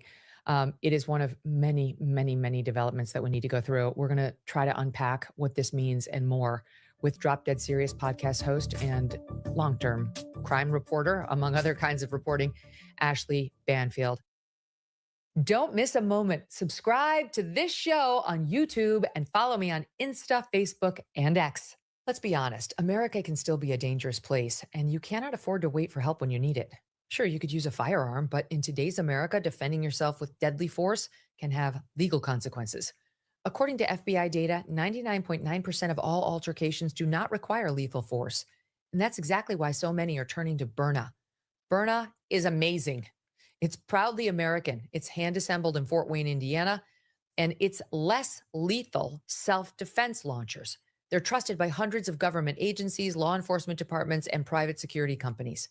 Over 600,000 Byrna pistols have been sold, mostly to private citizens who refuse to be victims.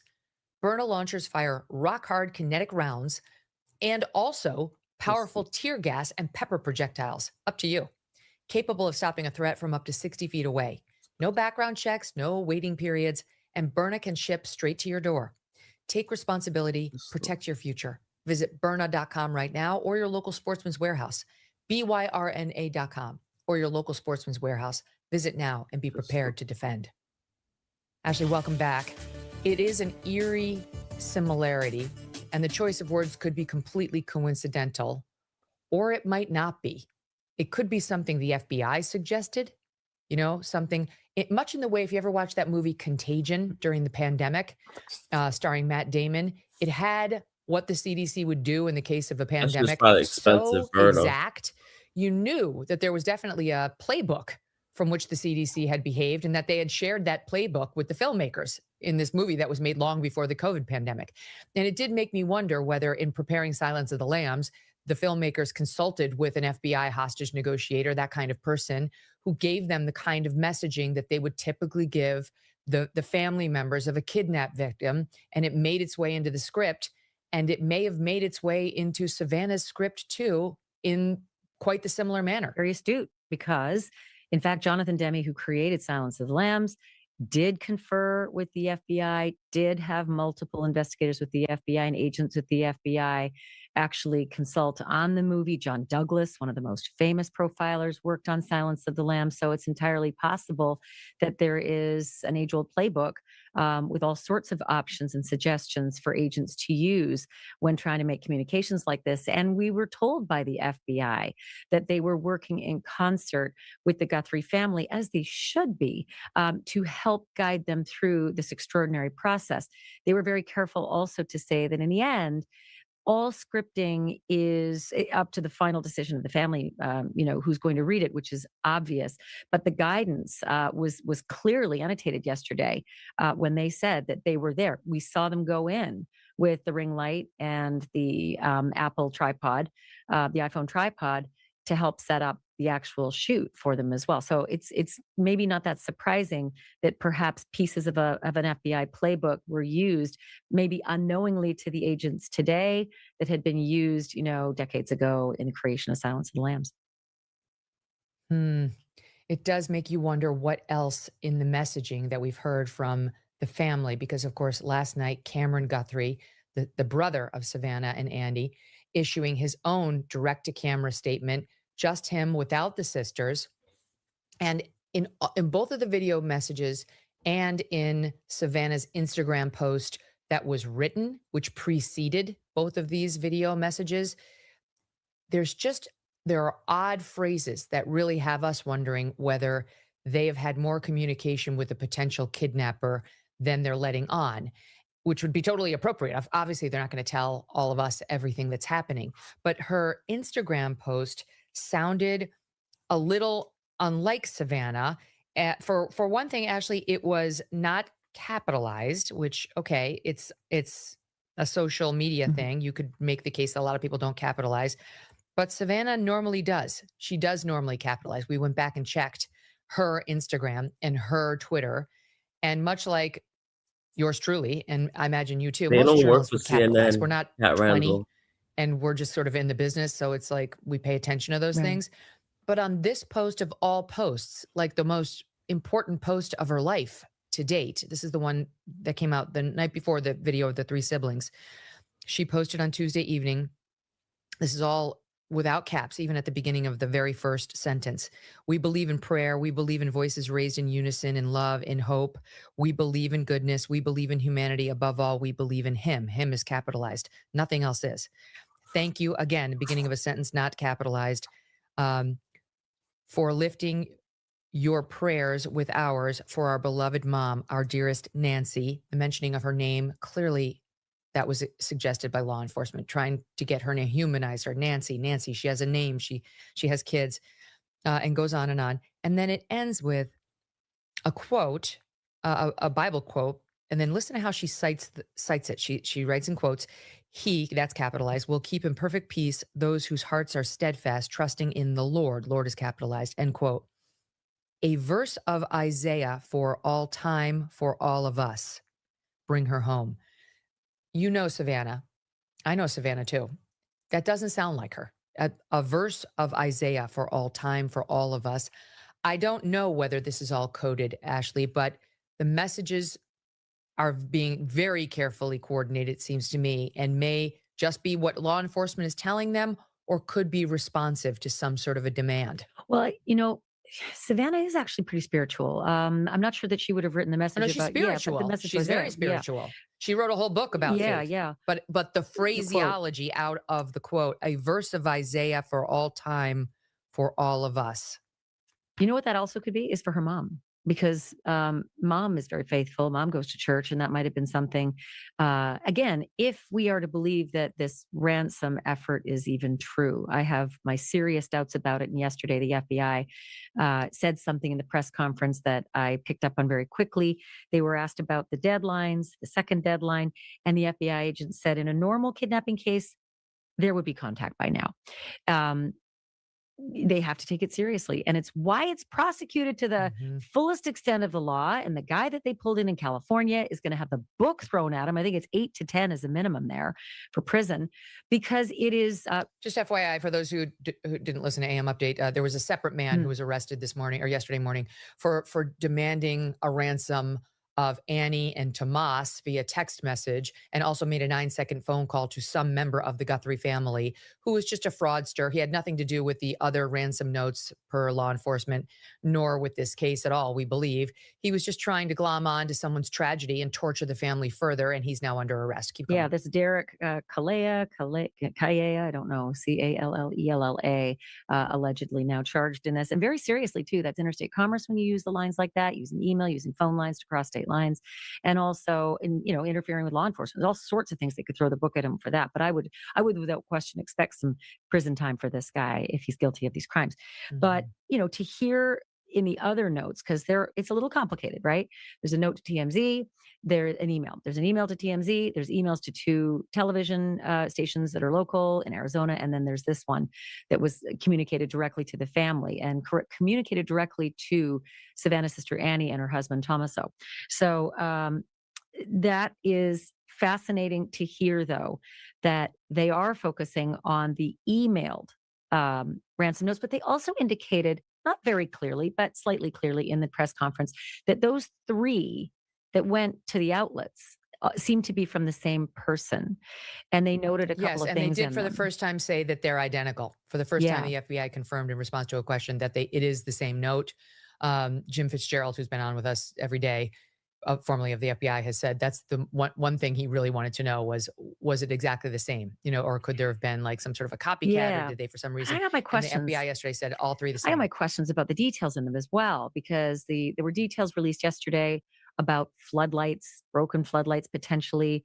Wait, stand by. I definitely want to get into that. I do, but let me just finish up on the messaging from the family. Then I want to talk about your exclusive reporting, and then I definitely want to get into these notes because they're very interesting.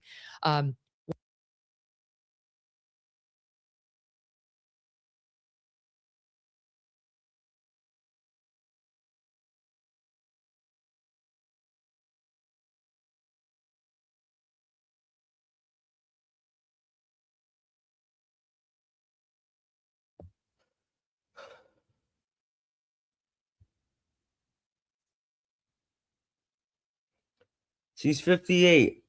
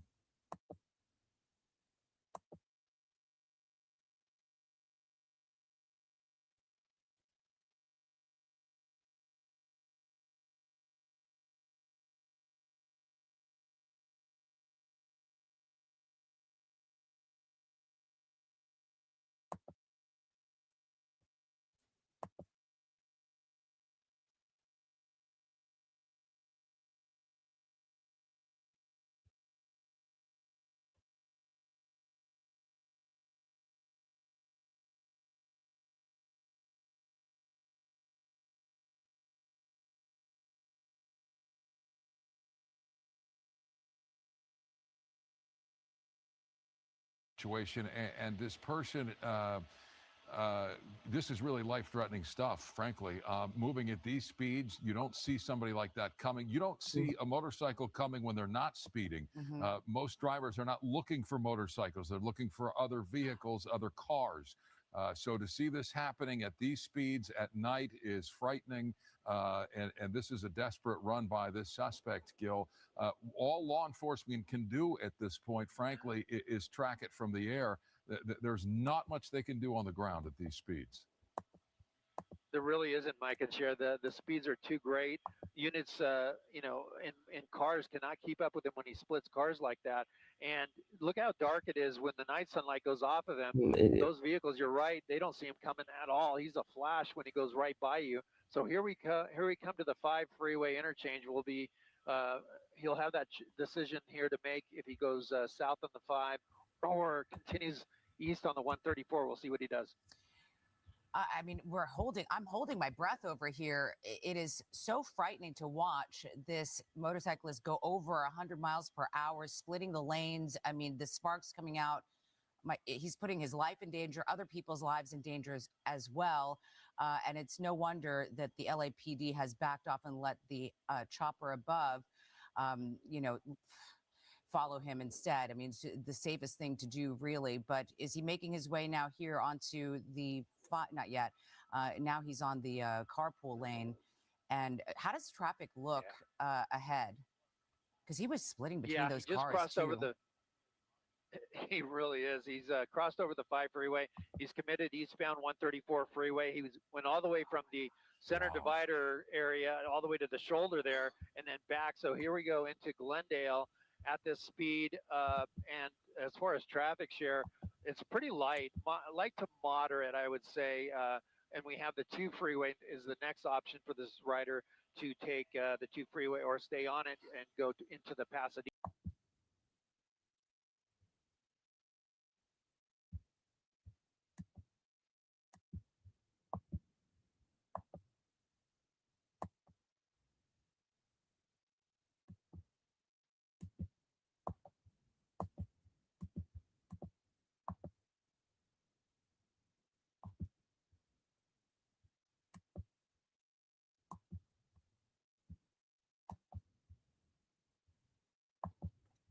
Shoulder there a moment ago. Consider the uneven ground when you're talking about a lane going to a shoulder. Oftentimes there's a little bit of a bump, and a little bump in a car is a big bump on a motorcycle, especially when you're going this fast.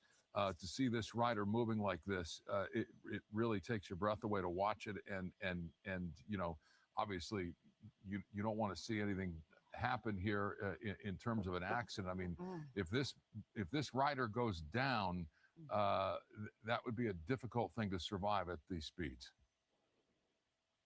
Yes, absolutely. And the shoulder, like you mentioned before, Micah, debris on the shoulder at night, it's really hard to see debris anyways, but can you imagine on the shoulder, there's so much debris there at times.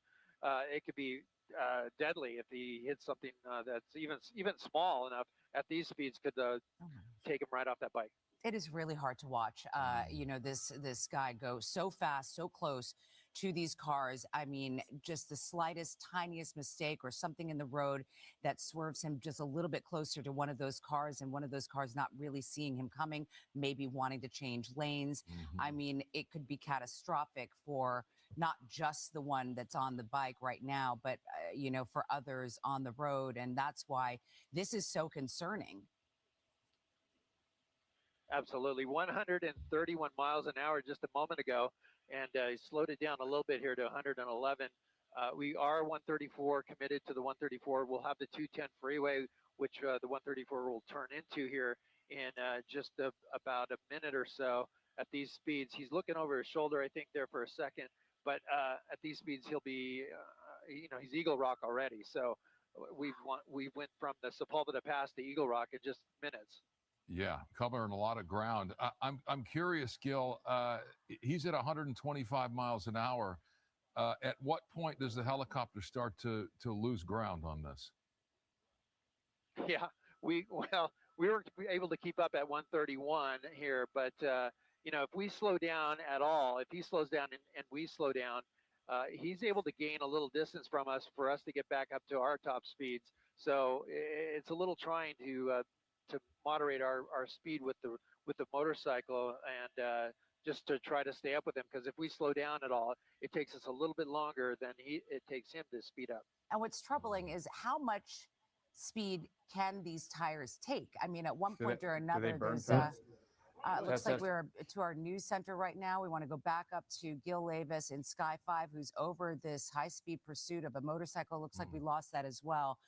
We're having some technical difficulties, but boy, oh boy, high speeds going through, so many different cities, and oh my God, it is gut-wrenching to watch yeah. this guy go at 130 miles per hour on a motorcycle. 130 And clearly miles. an Wow. experienced rider to be able to Yeah. manage that motorcycle at those speeds and navigate the traffic as well and do it without losing control. It's remarkable to watch.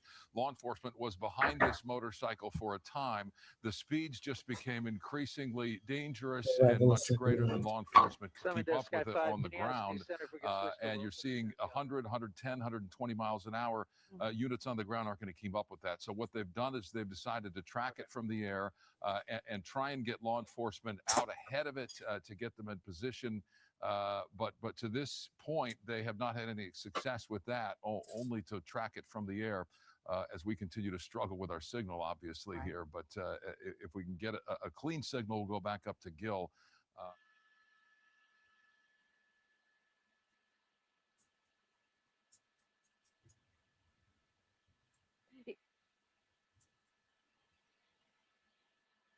All over the freeway, and the speeds are all over the place as well, Colleen, dropping down to 100 miles sometimes, up to 130, but continuing eastbound here on the 210 freeway, coming up to Arcadia is going to be the next city. So we're going to be to the 605 freeway in a matter of minutes. So we'll see if he decides to take that 605 south, because you'll remember that this started near the 91 freeway in Wilmington, which means that if he has any intention of going back in that general direction, he's going to have to head south here at some point. So we're continuing eastbound for now. Again, no units directly behind him because he is driving just so quickly. The units simply can't keep up. But coming up to Michelinda here with the airship still overhead, trying to keep tabs on this guy as he continues at these triple-digit speeds eastbound on the 210 freeway.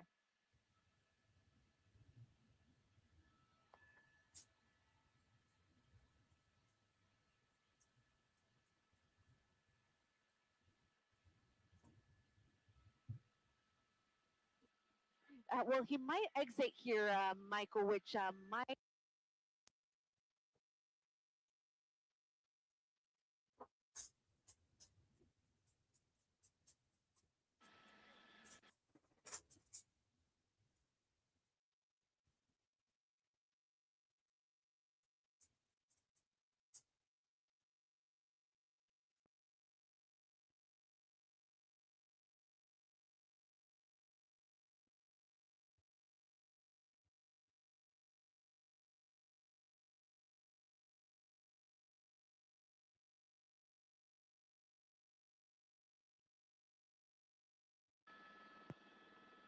Hey, NFC, back arrow is 153.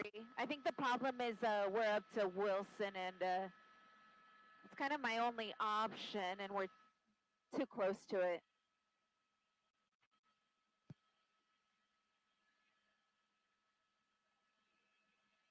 We're headed back west.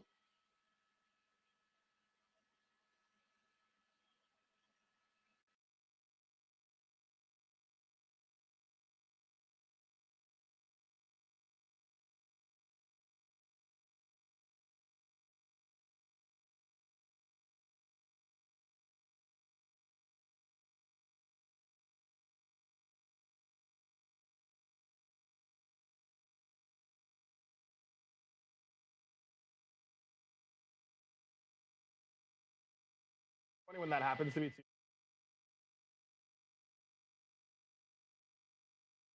All right, I'm over it. I'm done. That's why I asked, do we know if he was wanted for anything else? Or if he knows, okay, well, I know I'm going to get reckless driving, speeding. Evading. Yeah, Right? no, and we called CHP. CHP says this started near the 91 in Wilmington. So, sometimes I wonder if these come up out of other counties and things like that, but it didn't. CHP officers on the white, that's the South LA frequency, they're the ones that picked it up and chased it up to 405, handed it off to the other offices as they went along. But yeah, that was it. Just speed, and an observant officer in the South LA office saw it and started chasing it. But really high speeds. I've been watching the top right-hand corner of the screen, and up to 130 miles per hour in some instances, and above 90 the entire time. That's why it's so I think we're difficult. getting off here for the first time. Oh, we're going to get off. Off. Yep. Right here by Santa Anita, it looks like here. We'll see look, which two way different he bridges. goes right now, unless he just gets right back on the freeway. Got to kind of keep it wide right here if he might just come to a halt because there is an on-ramp right there as well. So I was thinking he might do that thing where he gets There he off and then gets right back on. Well, look at this. Right off of what? Come down, What, Des. did you see him there, Mike? Yeah, Let's- pan down. He's he came out the other side here, just to the, yep, right, and the airship's got him right there. Okay. Yep. Yeah. Okay. Yeah. And that's why, you need 2 helicopters up here. You know, like, you see just how, I mean, they can accelerate so quickly, they can brake so quickly, they can turn so fast. There's just nothing more maneuverable than a motorcycle.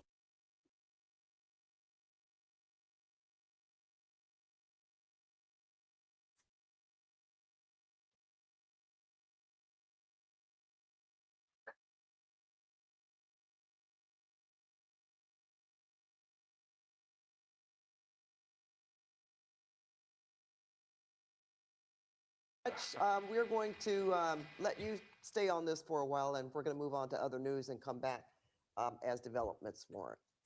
So, also tonight, new video of an SUV being towed from the home belonging to Savannah Guthrie's mother as a new ransom deadline looms. CBS LA's Hunter Sowards joins us with the latest developments. And Hunter, President Trump has weighed in now, hinting that the feds have some new clues. Yeah, this was a lot of developments at one point here tonight, Pat and Bruta Bay. It was from Air Force One that Trump actually.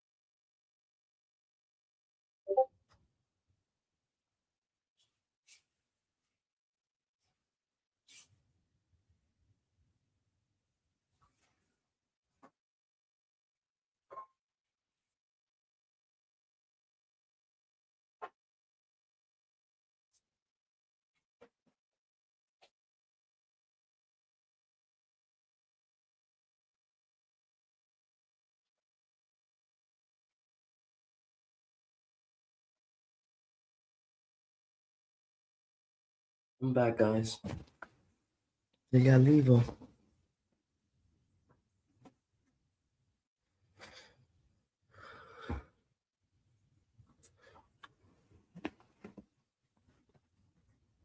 It was done a while. Get into these notes because they're very interesting. One other thing on the messaging, we noticed Thank that you, the family, Falconist. I think, is being very disciplined on exactly what it says and how it says it. We talked yesterday about how very clearly Savannah Guthrie knows how to speak at ease, directly to camera, unscripted.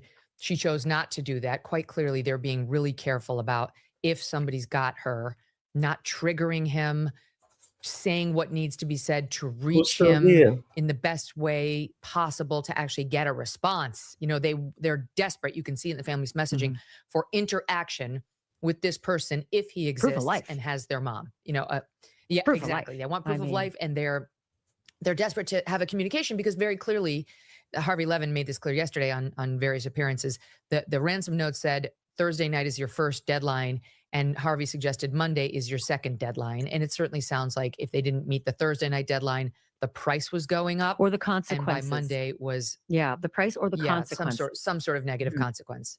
And then by Monday they were suggesting, without saying it, that's when they said like, that would be the end for her. That Well, was Pat the is clear here. implication. But in any event, I just want to show you the messaging that both Savannah and What's now up, Kat? Cameron have offered Hey. in back Instagram messages. How you And doing? this again was Cameron All right, alone. how are you? I'm good. You? This is Cameron Guthrie. I'm speaking for the Guthrie family. Whoever is out there holding our mother, we want to hear from you. We haven't heard anything directly. We need you to There's reach out, nothing and new we in this need a space. way to communicate with you so we can move forward. But first, we have to know that you have our mom. We want to talk to you, and we are waiting for contact. Okay, so that's what we heard from Cameron himself last night. Now listen to the comparison. As a family, we are doing everything that we can. We are ready to talk. Whoever is out there holding our mother, we want to hear from you. We want to hear from you. and we are ready to listen. Please reach out to us. We haven't heard anything directly. We need you to reach out, and we need a way to communicate with you so we can move forward. We need to know, without a doubt, that she is alive and that you have her. But first, we have to know that you have our mom. We want to talk to you, and we are waiting for contact. This poor family is desperate for someone, if they actually have their mother, to be in touch. It's abject actually cruelty. make it possible for them to interact. It's It torture. is abject this cruelty. is ongoing If fucking this torture. is yet another scammer, or another alleged scammer. It is abject torture. It is why the penalties in the code are so steep for this, not just because of the interstate commerce, but because of the the interjection into law enforcement's efforts, but also just the sheer torture that you put these people through. Yeah, it's so awful. And you and I both have our doubts about whether it's even real. So it does, if I had to put money down, I'd say this is somebody intentionally torturing the family, trying to scam them, trying to get money from think them it's real, Kat? in their most vulnerable, painful moment. Whatever And by- Megan Kelly just said. It means the real Let me pause this. kidnapper, Give me 1 second. murderer, who never Perpetrator. hurt Nancy, however they did it. You think it's real? I have my serious doubts. I said, okay, Google, how many people over 80 get kidnapped for ransom? It's like nobody. But there's blood. There's blood on the floor. Oh, well, maybe they killed her, but they didn't, maybe. I mean, that's different than holding her for ransom. I think it's real though. I think like she's kidnapped. I don't think. I think there's like, to be honest, I think she's dead already. You don't need to, an old person, anybody over 65, 70, an elderly lady, you do not need to hurt them to take them. You don't need to draw blood. Yeah. So where the blood came from, I don't know. But you don't need to hurt an old lady to coax her into your car. You don't need to put her in handcuffs. You don't need to zip tie her. You don't need to. That's true. You just like, come on, you're coming with me. And they'll be like, I took care of my aunt for 6-7 years. She was the late 70s into her early 80s. They get more scared if you try to do something disruptive.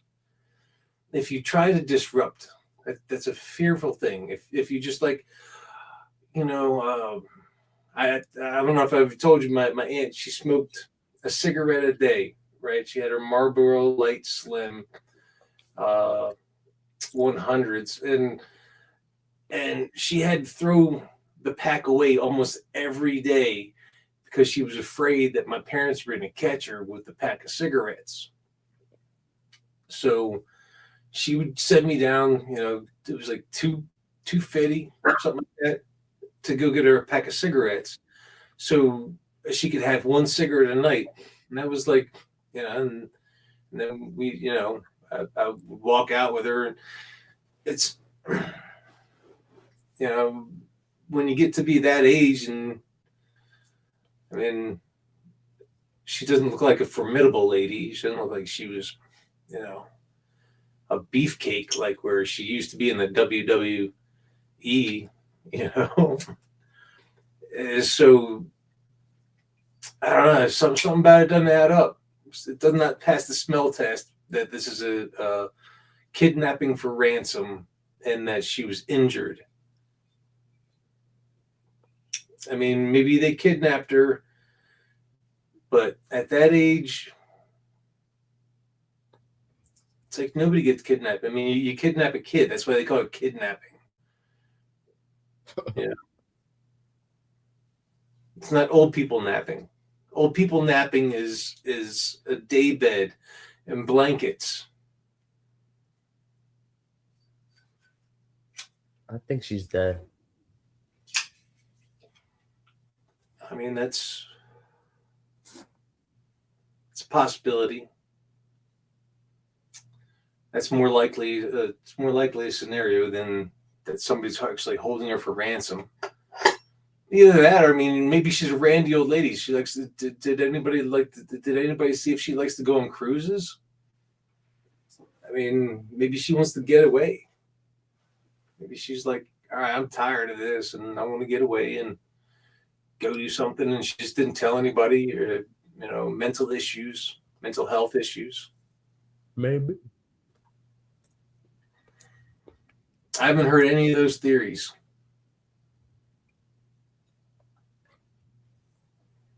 So, But it's weird that they would ask for Bitcoin. how long after did they ask for Bitcoin that she disappears? How long after did somebody ask for ransom?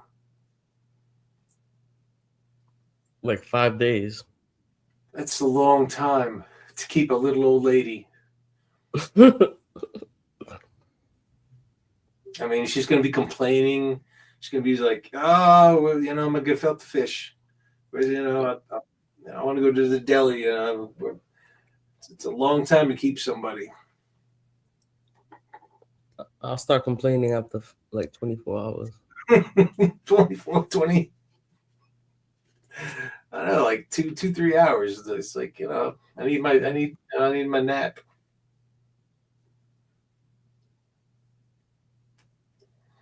I'll start complaining after 20 minutes. Right. And you just don't stop complaining.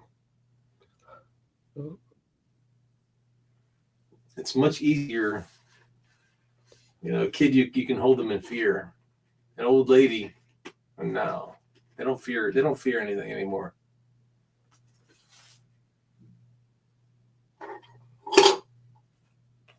That's one of the biggest thing about kid, holding somebody is keeping them in fear. If somebody doesn't fear anything, if they don't fear dying, it's like, well, what else can you do to me? This world has done a lot to me already.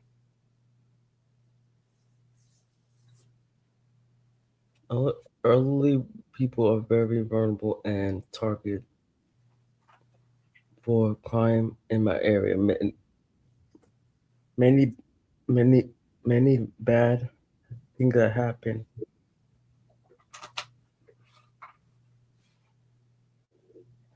Many home invasions and rape. I work with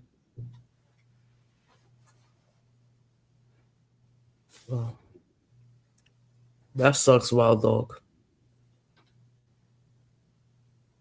Yeah, but the crime against old people is that they get stuff stolen from them.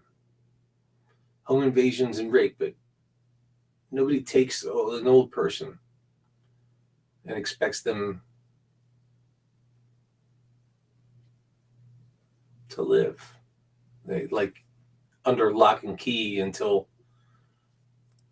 you get them back to their family.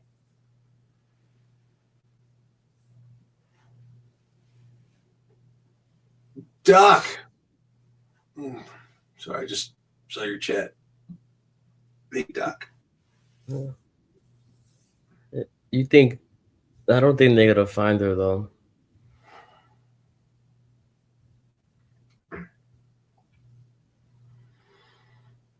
What if?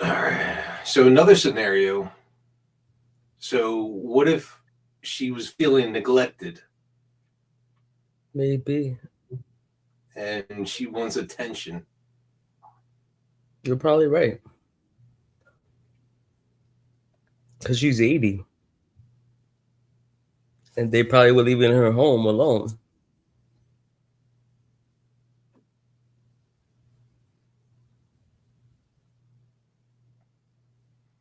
And the family is probably working all the time.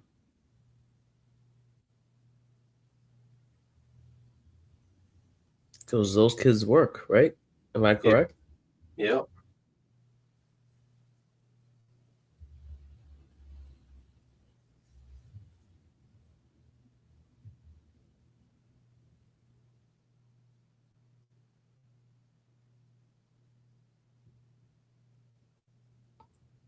She was active in church every daily. People don't go to church every day.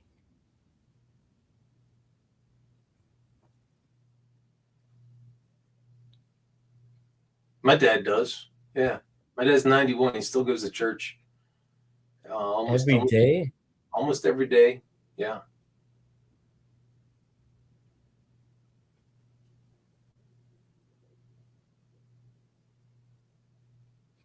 There's church daily?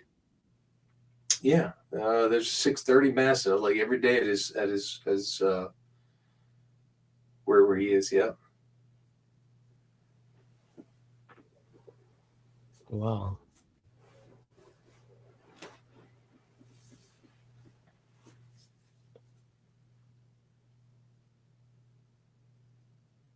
Yep. He still goes to Bible study once a week. Yep.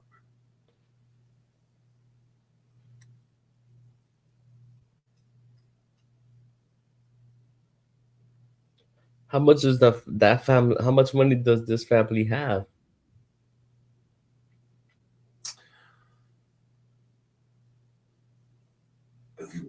It's holly weird. I mean, they have probably a lot of, it's like a lot of money. The network that she has probably around her, they've got like all the money. She's so, all right. Theory number one, she got abducted, held for ransom. Okay. They're worth $40 million. Wow. Number two, she went off on her own to just get away from the family and have a little tryst. Number three, she went on her own to have see if anybody cares about her. None of the daughter is. So we see none of us is ever gonna see $40 million.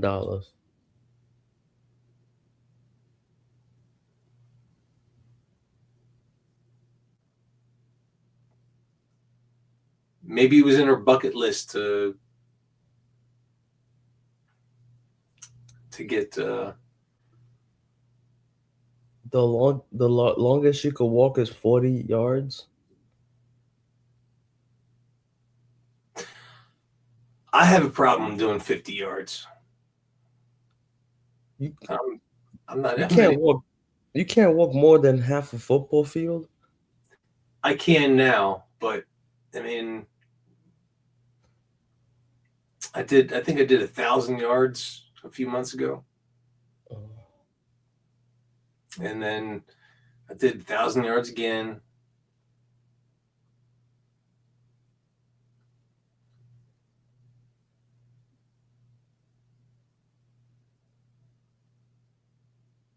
Wow.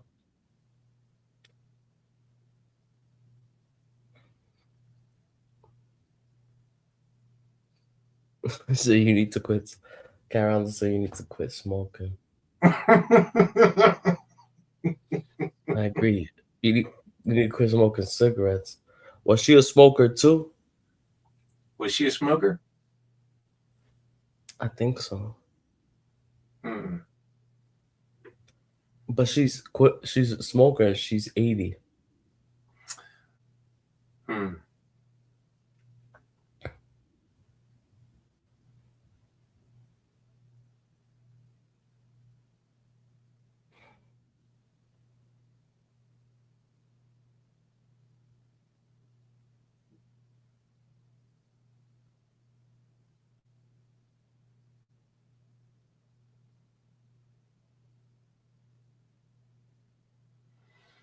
Hmm.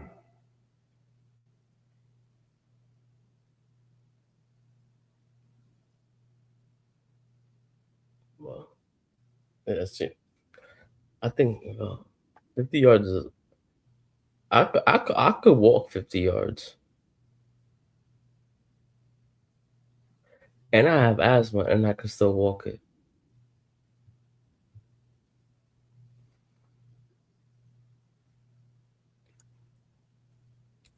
Yeah. So Cat Jr. is a track athlete, right? Yeah.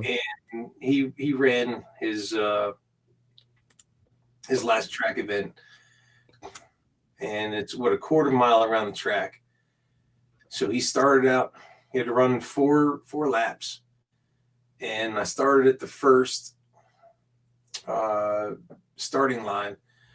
Got to take some pictures. He ran to halfway around the first one, and so I was there to get him the second time around.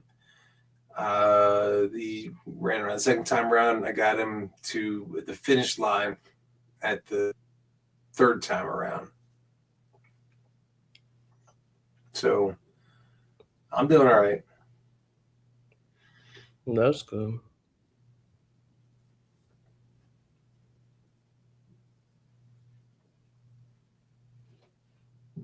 And I was like wearing 30 pounds of clothes. It's cold.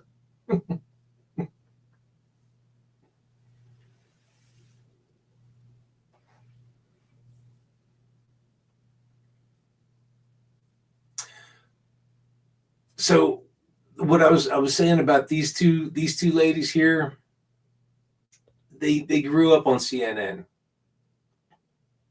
They did, and then she went to the other thing. What's the other one she went to?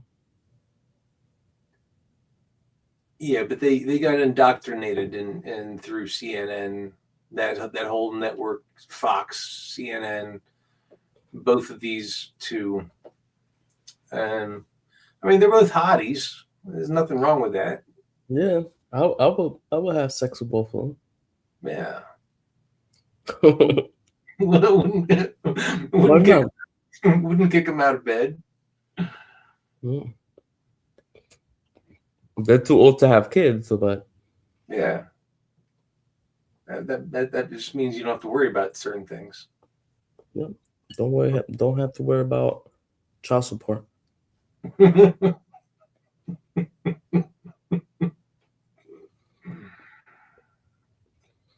And they're not going to hold you. Yeah, they're not going to hold you to. Hi, Michelle. Yeah.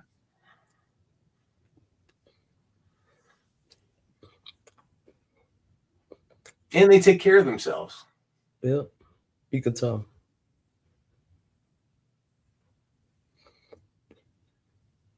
You can tell. And she looks happier doing her own show. Yeah, they do both look happy, don't they? Yeah.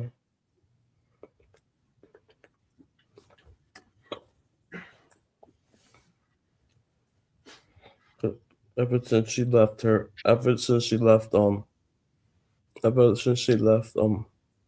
show about a month ago, right? Which one? The lady, the one in the right side. Oh, Ashley Banfield. Yeah, she left that show about a month ago. I don't like her background. I don't like either one of their backgrounds. No. And it's like they should put themselves in their room like a woman cave. What do they call it? She cave? But I think she's making more money now. Yeah. So before they used to have producers, and I'll tell you, when I went to the RNC convention, it was 2015 for the election, the first election for Donald Trump. I went In there. 2020. No, the first one. 2020, no? No, the first one. That was 2020. No, 16. Oh, man. And Megyn Kelly was there while she was still working for Fox. Yeah. And I was a volunteer, and I was one of the ushers. So I got a good long look at Megyn Kelly. And this is when she hated Donald Trump, right? She still hates him? Probably. She probably still hates him. Who knows? Everybody does. But I got a good long look at how she behaved around the people that took care of her. And she had one girl that did her hair, like every time they went on break to commercial. She had one girl had this little teeny comb with like 3 little fingers on the comb that kept teasing the same hair on the top of her forehead, right? Like, the little bang. It wasn't even a bang. They call them bangs. It wasn't even. It was just this little 3 little hairs, and she just kept using that same comb that 3 little hairs. And Megyn Kelly would sit there while she was doing that, and she was like the monkey when the little ones, then they come and they take all your little fleas off of you. And she wasn't even paying attention to anybody around her. She wasn't like, oh yeah, okay. Can you help me out and make sure this is better? She didn't pay attention to one person around her. It was just like everybody just had to just care for her. And she had no respect for anybody around her. None. So, we're talking 10 years later. Really, do you think she's that much different 10 years later? She is technically younger back then. 10 years. Yeah. Yeah. So, but I got the sense of her over a few days at that, and she really didn't care about anybody.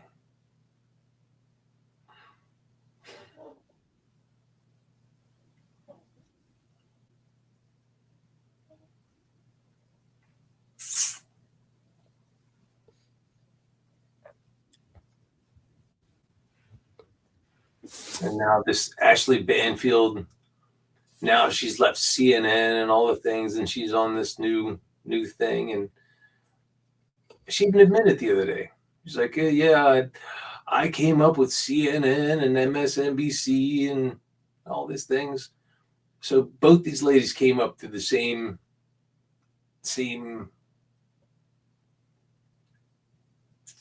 corporate news.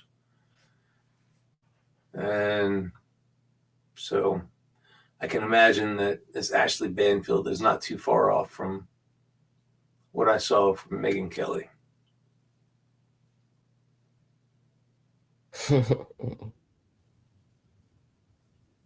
And then Cuomo. Which Cuomo? The Fredo? No, the one that came up on the news. The one that the newscast. The governor or the CNN? The CNN. Oh, Fredo Cuomo.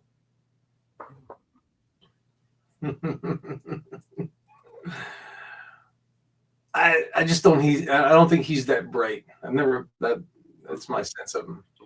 Oh, you don't like him either?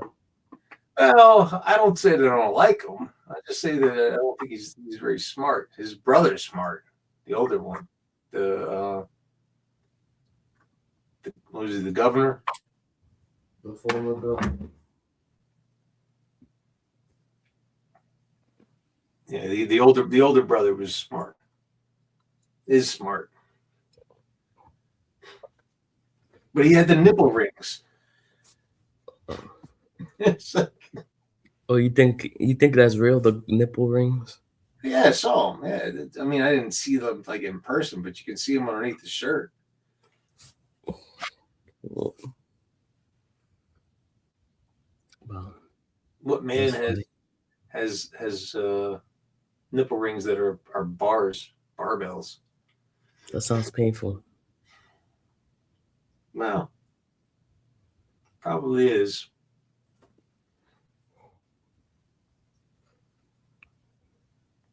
Yeah, I Are you wouldn't want to get. still smart enough to run New York? Yeah, he ran the whole state. Now we got a governor now that don't know what the hell she's doing. What's the name again? Kathy Hochul. Hokomo? Mm. Kathy Hochul. Kathy Hochul. Hokelman. She's running New York down the ground. And you get the commie in your city. Yep, he wants to make everything free.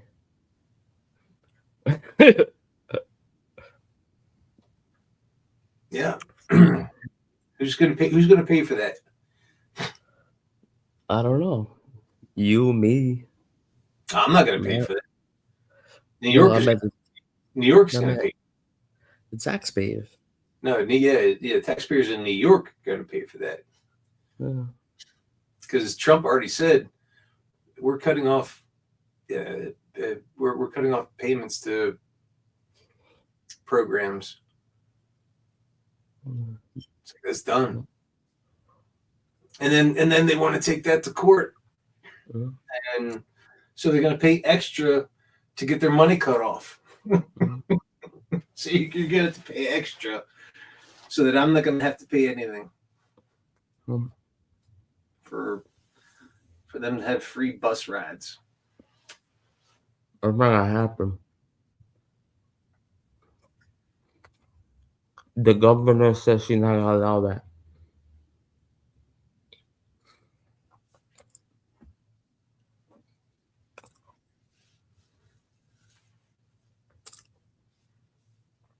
The governor says she's not gonna allow it. She doesn't have a choice with what federal money she gets. She has a Mhm. choice what money she gets from the state, Mm. but not from the feds. Mm. That's where your 80% of your budget comes from is the feds. Mm. And we're already in debt. Doing good. 12.8 billion.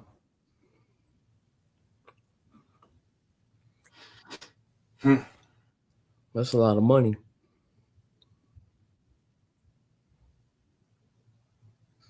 You know, Trump is not going to give us that. No.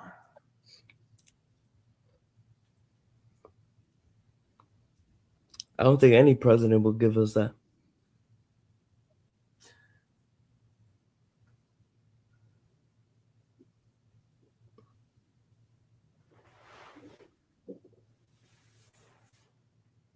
So we're No. screwed.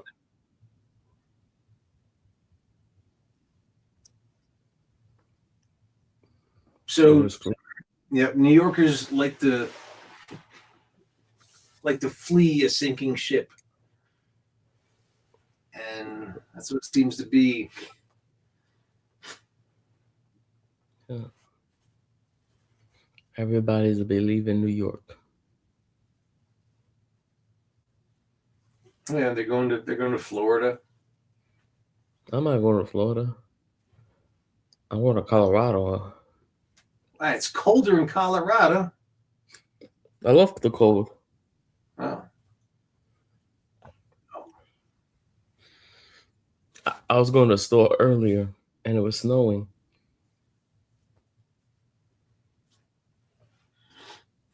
Yeah, the ponytail. Let's see, it's snowing here yet. It's going to be a wind event here. Mhm. Yep, the wind is starting just a little bit. Yep. It was snowing. So it's 32 here, feels like 16. It's 26 now. Feels like 12 to 16. Perpetrator is out there watching the whole thing, letting them suffer too. Like, it's not enough that they did something to the mother. They're letting the torture go on day after day after day. When I saw those 3 people, Ashley, the other night on camera, all I could think was, these are torture victims. That's what's happened to them. Yeah. And so often, and we don't often see this, right? Because this is a very high profile case, but in so many of the true crime cases that we covered, this is the reality. This is what people go through when their loved ones go missing. Do they get a high profile ransom note sent to TMZ? No, but oftentimes they are left just as terrified and just as traumatized, especially if it's their children. And you don't see as much of it on the media. Yeah. Okay. So let's get to your reporting, because it was very clearly the gorilla in the room yesterday at that presser, where it came up 3 different times, 4 total, with the sheriff saying, we have no suspects, no persons of interest, and then some broadsides, quite clearly, I thought, at you. I think you agreed. I watched your show this morning without naming you. And some of the media are piling on, if these influencers looking for clicks are reporting, irresponsibly. That's bullshit. You are not an influencer looking for clicks. I've known you 20 years. That's not who you are. So people are dismissing this at their own peril. It is everyone there. Even the sheriff said, no one's been cleared. Everyone's a suspect. So it is not inappropriate to start where all law enforcement starts, which is with the family, and work out. That's what you're doing. You would be doing that even if your law enforcement source had not said that the brother-in-law may be the prime suspect. It's not inappropriate to ask questions about the family. It's actually imperative. So here's what the sheriff said. Let's listen to SOT 19B. Nobody's eliminated, but we just really don't have enough to say, this is our suspect, this is our guy, we know, or our gal. We just don't know that. And it's really kind of reckless to report that someone is a suspect when they could very well be a victim. It just, I bring to you, to the media, I plead with you to be careful of what it is we put out there, because we don't have anybody here listed as a suspect, and you could actually be doing some damage to the case, but you can do some damage to that individual too. This is social media is kind of an ugly world sometimes. Okay, so Ashley, are you standing by your exclusive reporting broken 2 days ago now that 3 things, top I law think we're at enforcement 3. official Real early who's on. 3, okay, who's an impeccable source, told you that Oh my Tommaso God. Cioni, who is married to Annie Guthrie, Savannah's sister, may be the prime suspect in this At case, this and time. that At this the ca- time. at Yes. this time, and that the car that was towed and impounded was Annie Guthrie's car. Yeah, the word that was used was towed and taken into evidence. I noticed that was actually confirmed yesterday. Car was towed and is being processed as per warrant. That was said by the Sort sheriff. of. He didn't say it was Annie's, and The the way car, he yeah. said it, Ashley, raised me a bunch of questions. The car, and he made it sound like it was at the crime scene, which is odd. I don't know that Annie Guthrie's car was at the mother's house at any point. Actually, here we have it, SOT 16. Let's listen to how he described it. The car, the car that was at the home, it's just standard investigative practices. It's part of the search warrant scene, court orders. We pull it out of there and do our scene processing with the vehicle. Part of the search warrant Well, scene. and at the home, That would you know, speak to it being at Nancy's. It just said at the home, and they've been at 2 homes. Law enforcement has been at 2 homes. And my source said definitively, car was towed and is in evidence. That's 3 days ago. And that it was Annie's. That's, and said it, Annie's car. Did not say the car, said Annie's car. The sister's car was towed and is in evidence. And he only would say the Yeah, he car. did not at the deny home. it. He didn't deny it. He didn't deny a lot of stuff yesterday.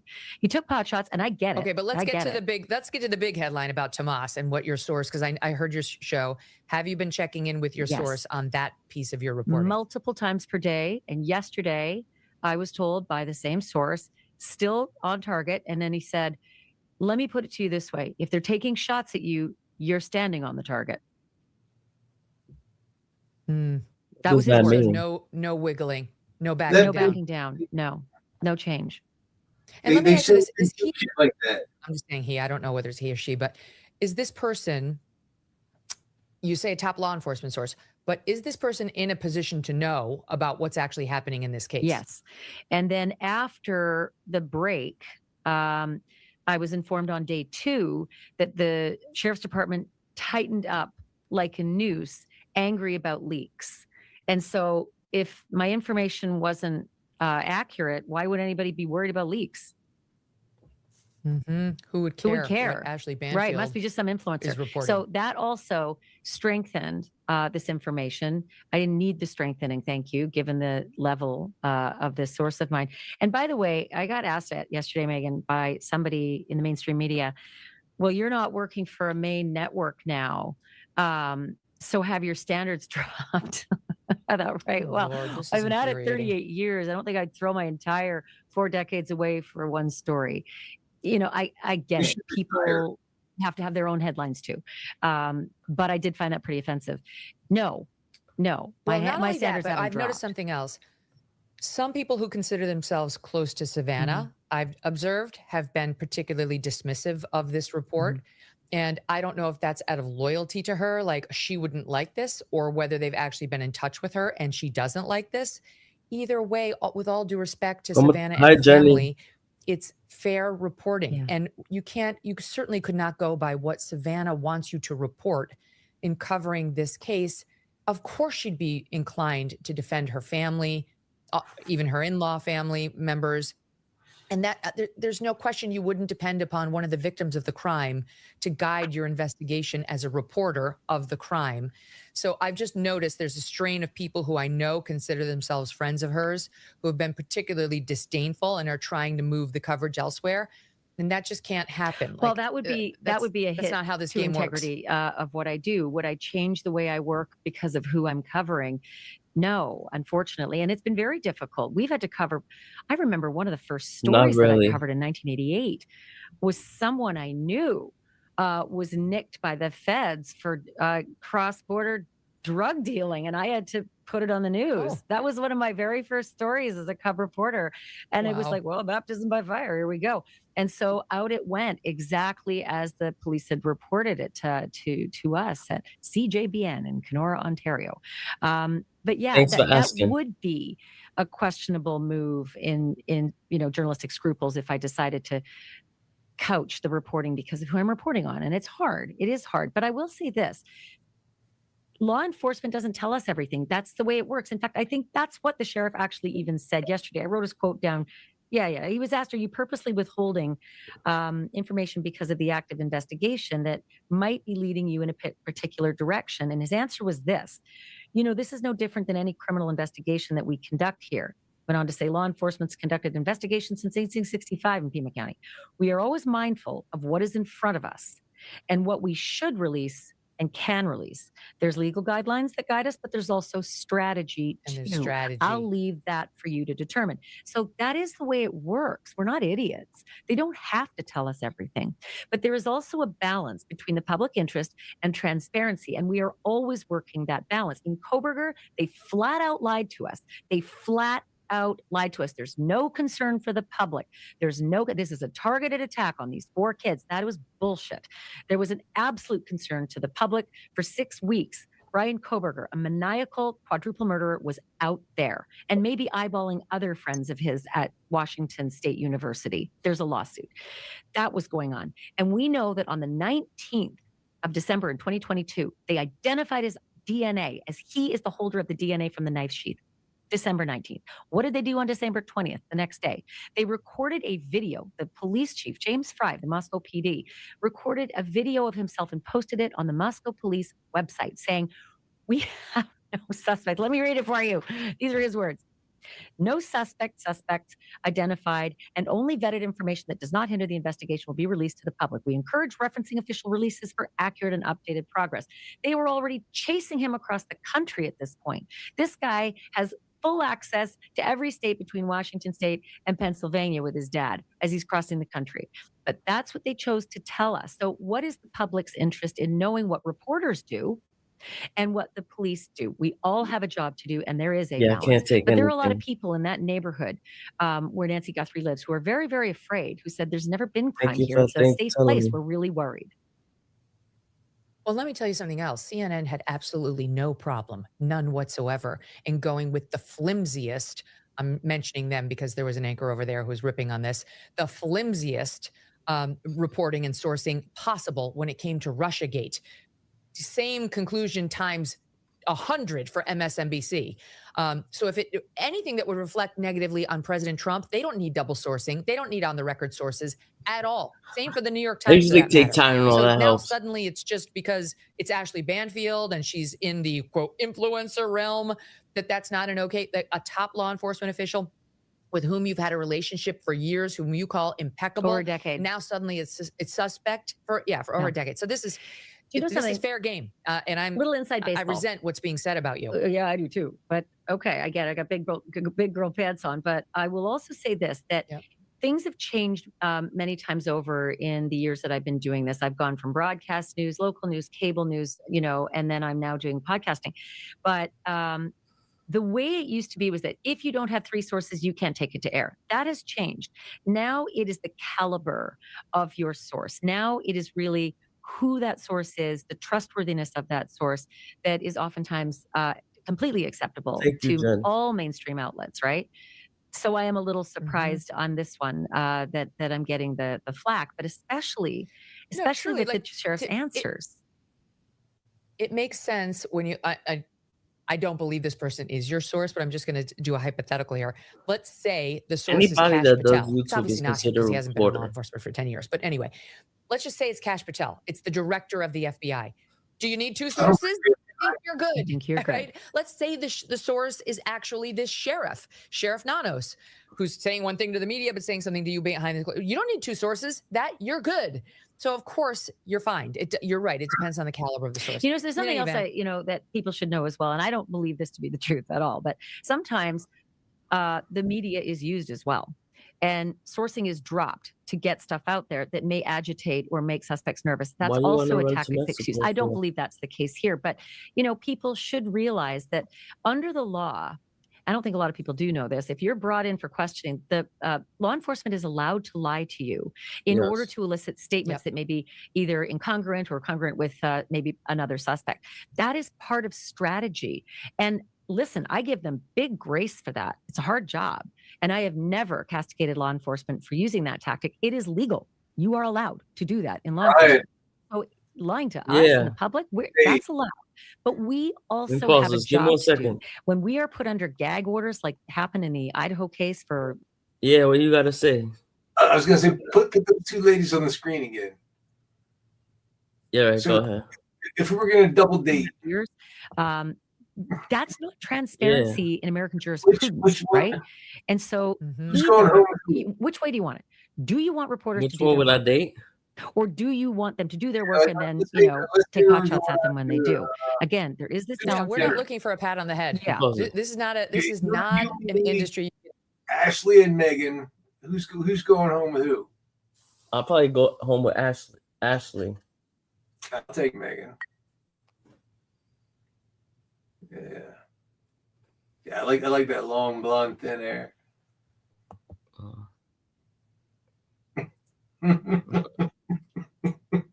You're funny. I don't buy what they're selling right now. You don't buy what they're selling. Why you don't buy what they selling? So she just said she's been on the air for 40 years.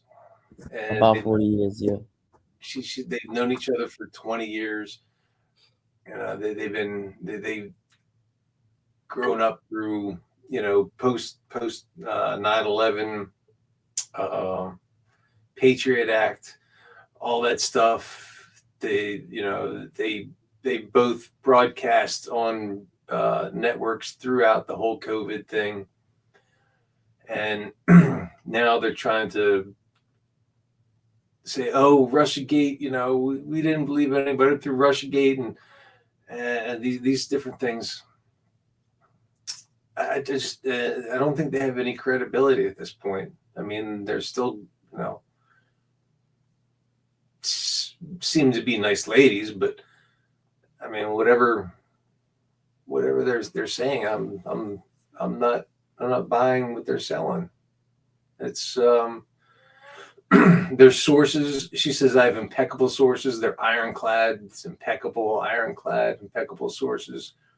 And you used to need to have 3 sources, and now it's the integrity of the one source that you need to have, that you can go to air with it. It's they're dumbing down journalism. I just You don't believe her? no, I don't.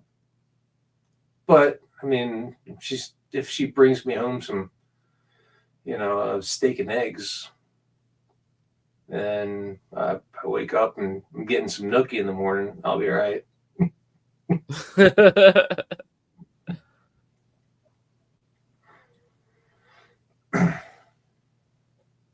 They both are independent journalists. But look at their backgrounds. Look at your background. Look at my background. That's your room. That's my room. Look at her room. Look at her room. They both have fake rooms. But that's what they choose to do. I guess they don't want to show. Well, go get your own fake room. They don't want to show where they live. It's not where they live. I mean, they can go find a little. Wild Dog said your wife might be mad. She'll be all right. She'll kick me out of the house for Megyn Kelly.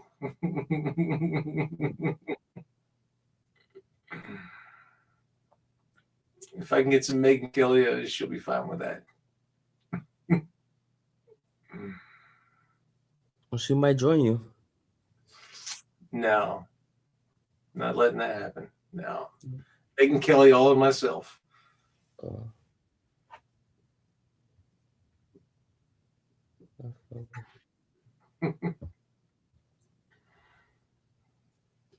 I'm saying that they can't get a better background.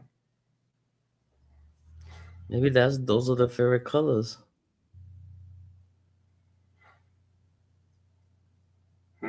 Red and black, and then what is she? Black and blue. Yeah.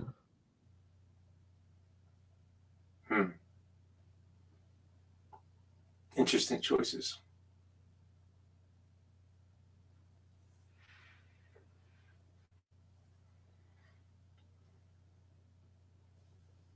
So why would you pick Ashley Banfield? Cause I like her hair color, the blonde and black.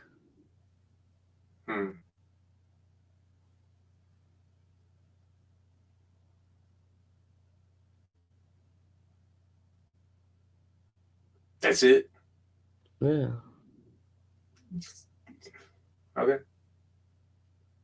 The neckline. Wild Dog says the networks. The neckline. Background for them.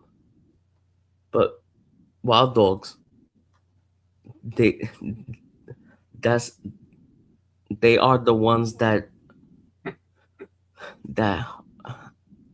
are, what's the word? Are producing their own networks. They no longer work for networks anymore. They work for themselves. Yeah, they have their own assistants. Yeah. They don't have to like talk. They're not being told what to do anymore. Right.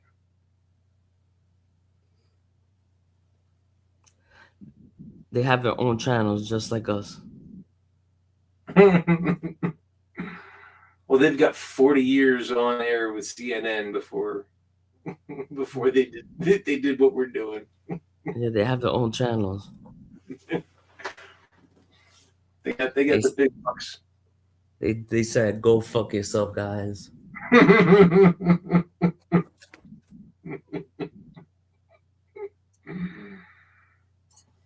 That's pretty hot on its own, right? Huh? I mean, that's pretty sexy on its own. They're like, hey, go fuck yourself. Mm. Yeah, I'm doing what I do. I mean, that's an independent woman thing, right? Mm.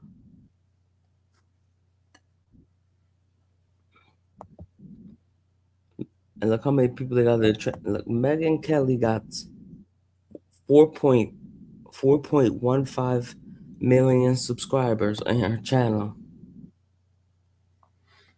How many views did she get on this channel right now? So she got subscribers. She got 4 million, but how many views? This was 10 hours ago. She got 190,000 views. So what does that percentage work out to? That's less than 10%. It's like about 1%.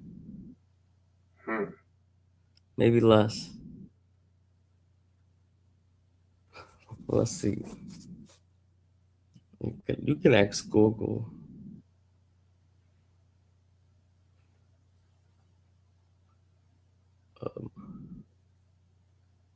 What is? So let us see. What is 1% of 4 million? The answer is 40,000. 40,000. How much you got? You said 10,000. 10,000. Yeah. I said 10,000. So she got more than that.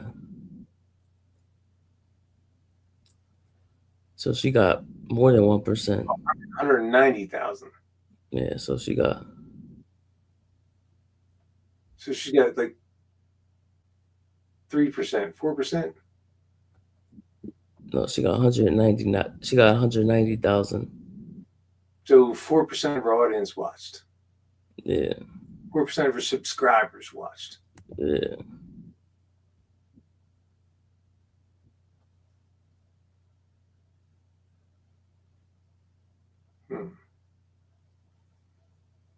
Who works for Nexstar? What is Nexstar?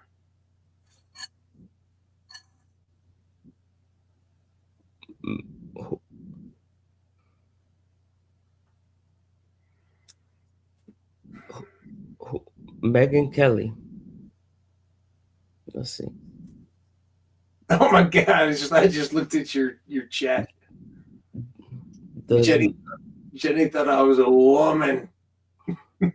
Jenny Banfield. Jenny's a misogynist. She works for Nexstar now.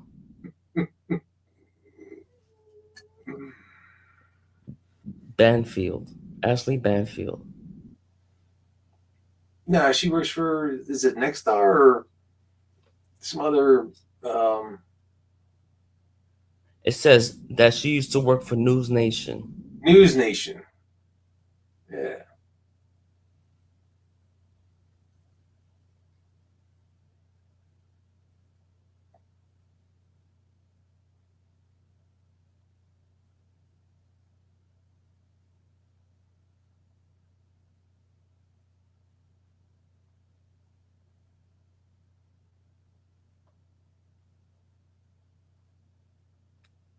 It says she used to work for News Nation and CNN.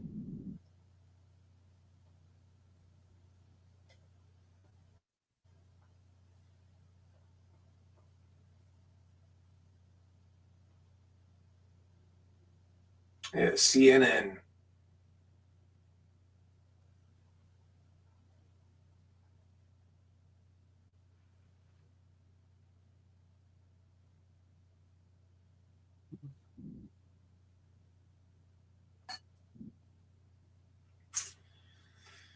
Yeah.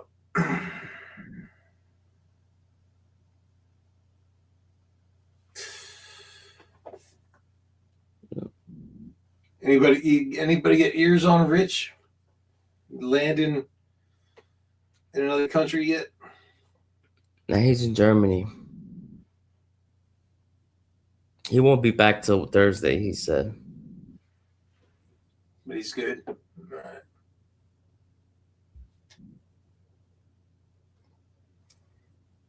Now I looked her up. Wild Dog. She has her own YouTube channel. Wild Dog.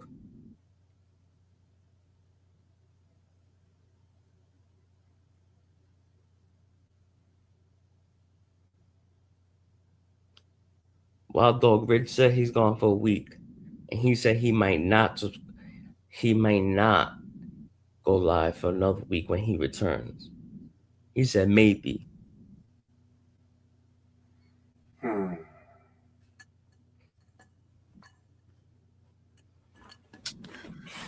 Next Star Studios. Jenny.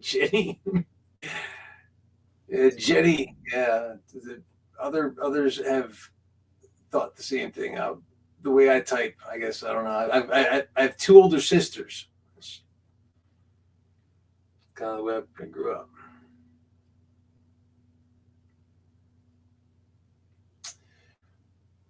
Banfield is the name, but it's the Next Star Studios hosts the show for her.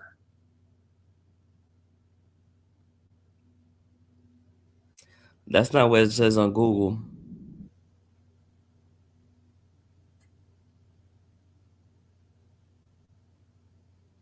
I thought she was on the same one as Fredo Cuomo, Chris Cuomo.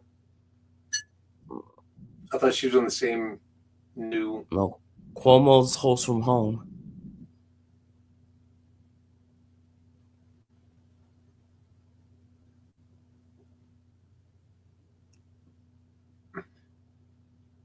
You can't always trust Wikipedia, Wild Dog. You can never trust Wikipedia.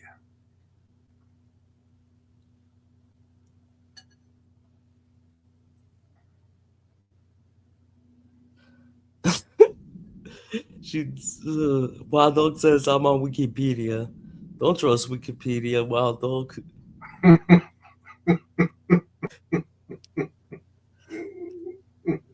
Google's more accurate. If you trust Wikipedia, I'm on Wikipedia.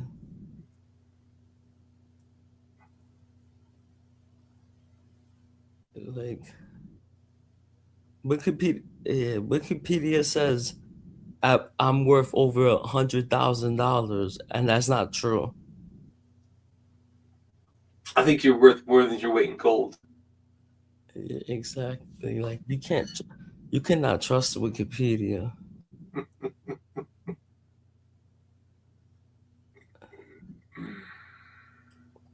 That's funny.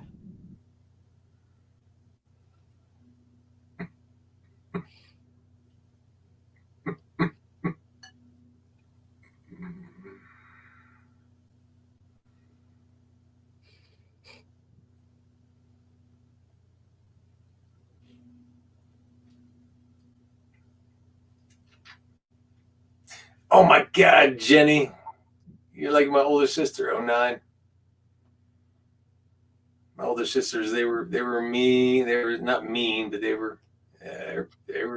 did things. Your chat,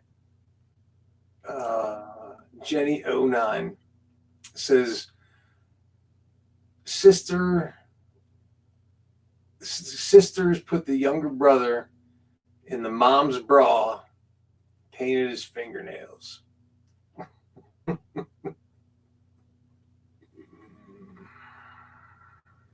That's what older sisters would do. That's what younger brothers are for. All right, Brian P. It's after 4. I'm going to get some rest. All right, have some rest. All right. You can do something tomorrow? Yeah, I'll be live tomorrow. All right. Have a great night. See ya. You too.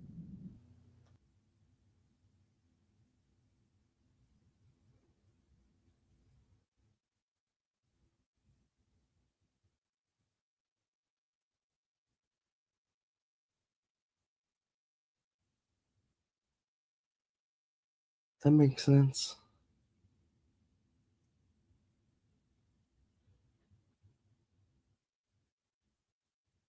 The info is on Google too about Banfield.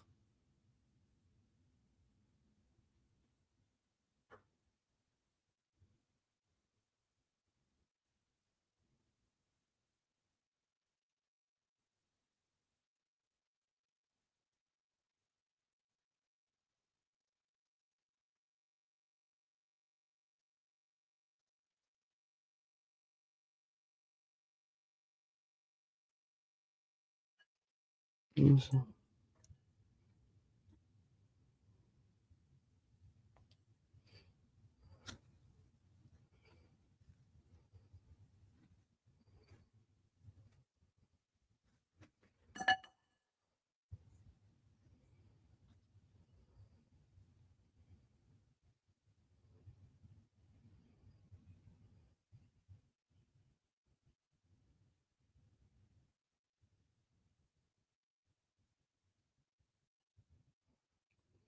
That's cool. I'm not done with this thing yet. Get into to be liked. Hey. To the contrary, Hey, girl. it goes a different way for most of us. I want to play you this soundbite because I thought this is very telling. The sheriff was asked again repeatedly about, do you have a suspect? Do you have a person of interest? No, we don't.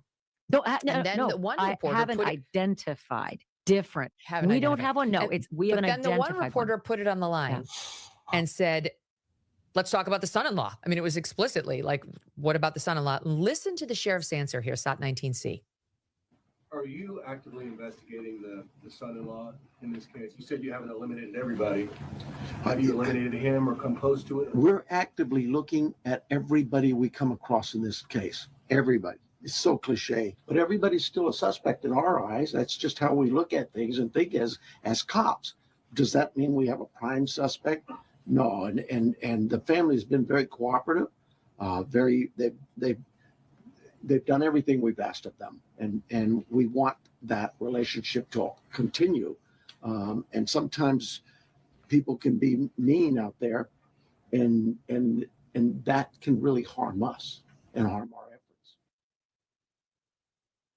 We want that relationship to continue. Yeah. Ashley. There was another piece that I picked up on as well.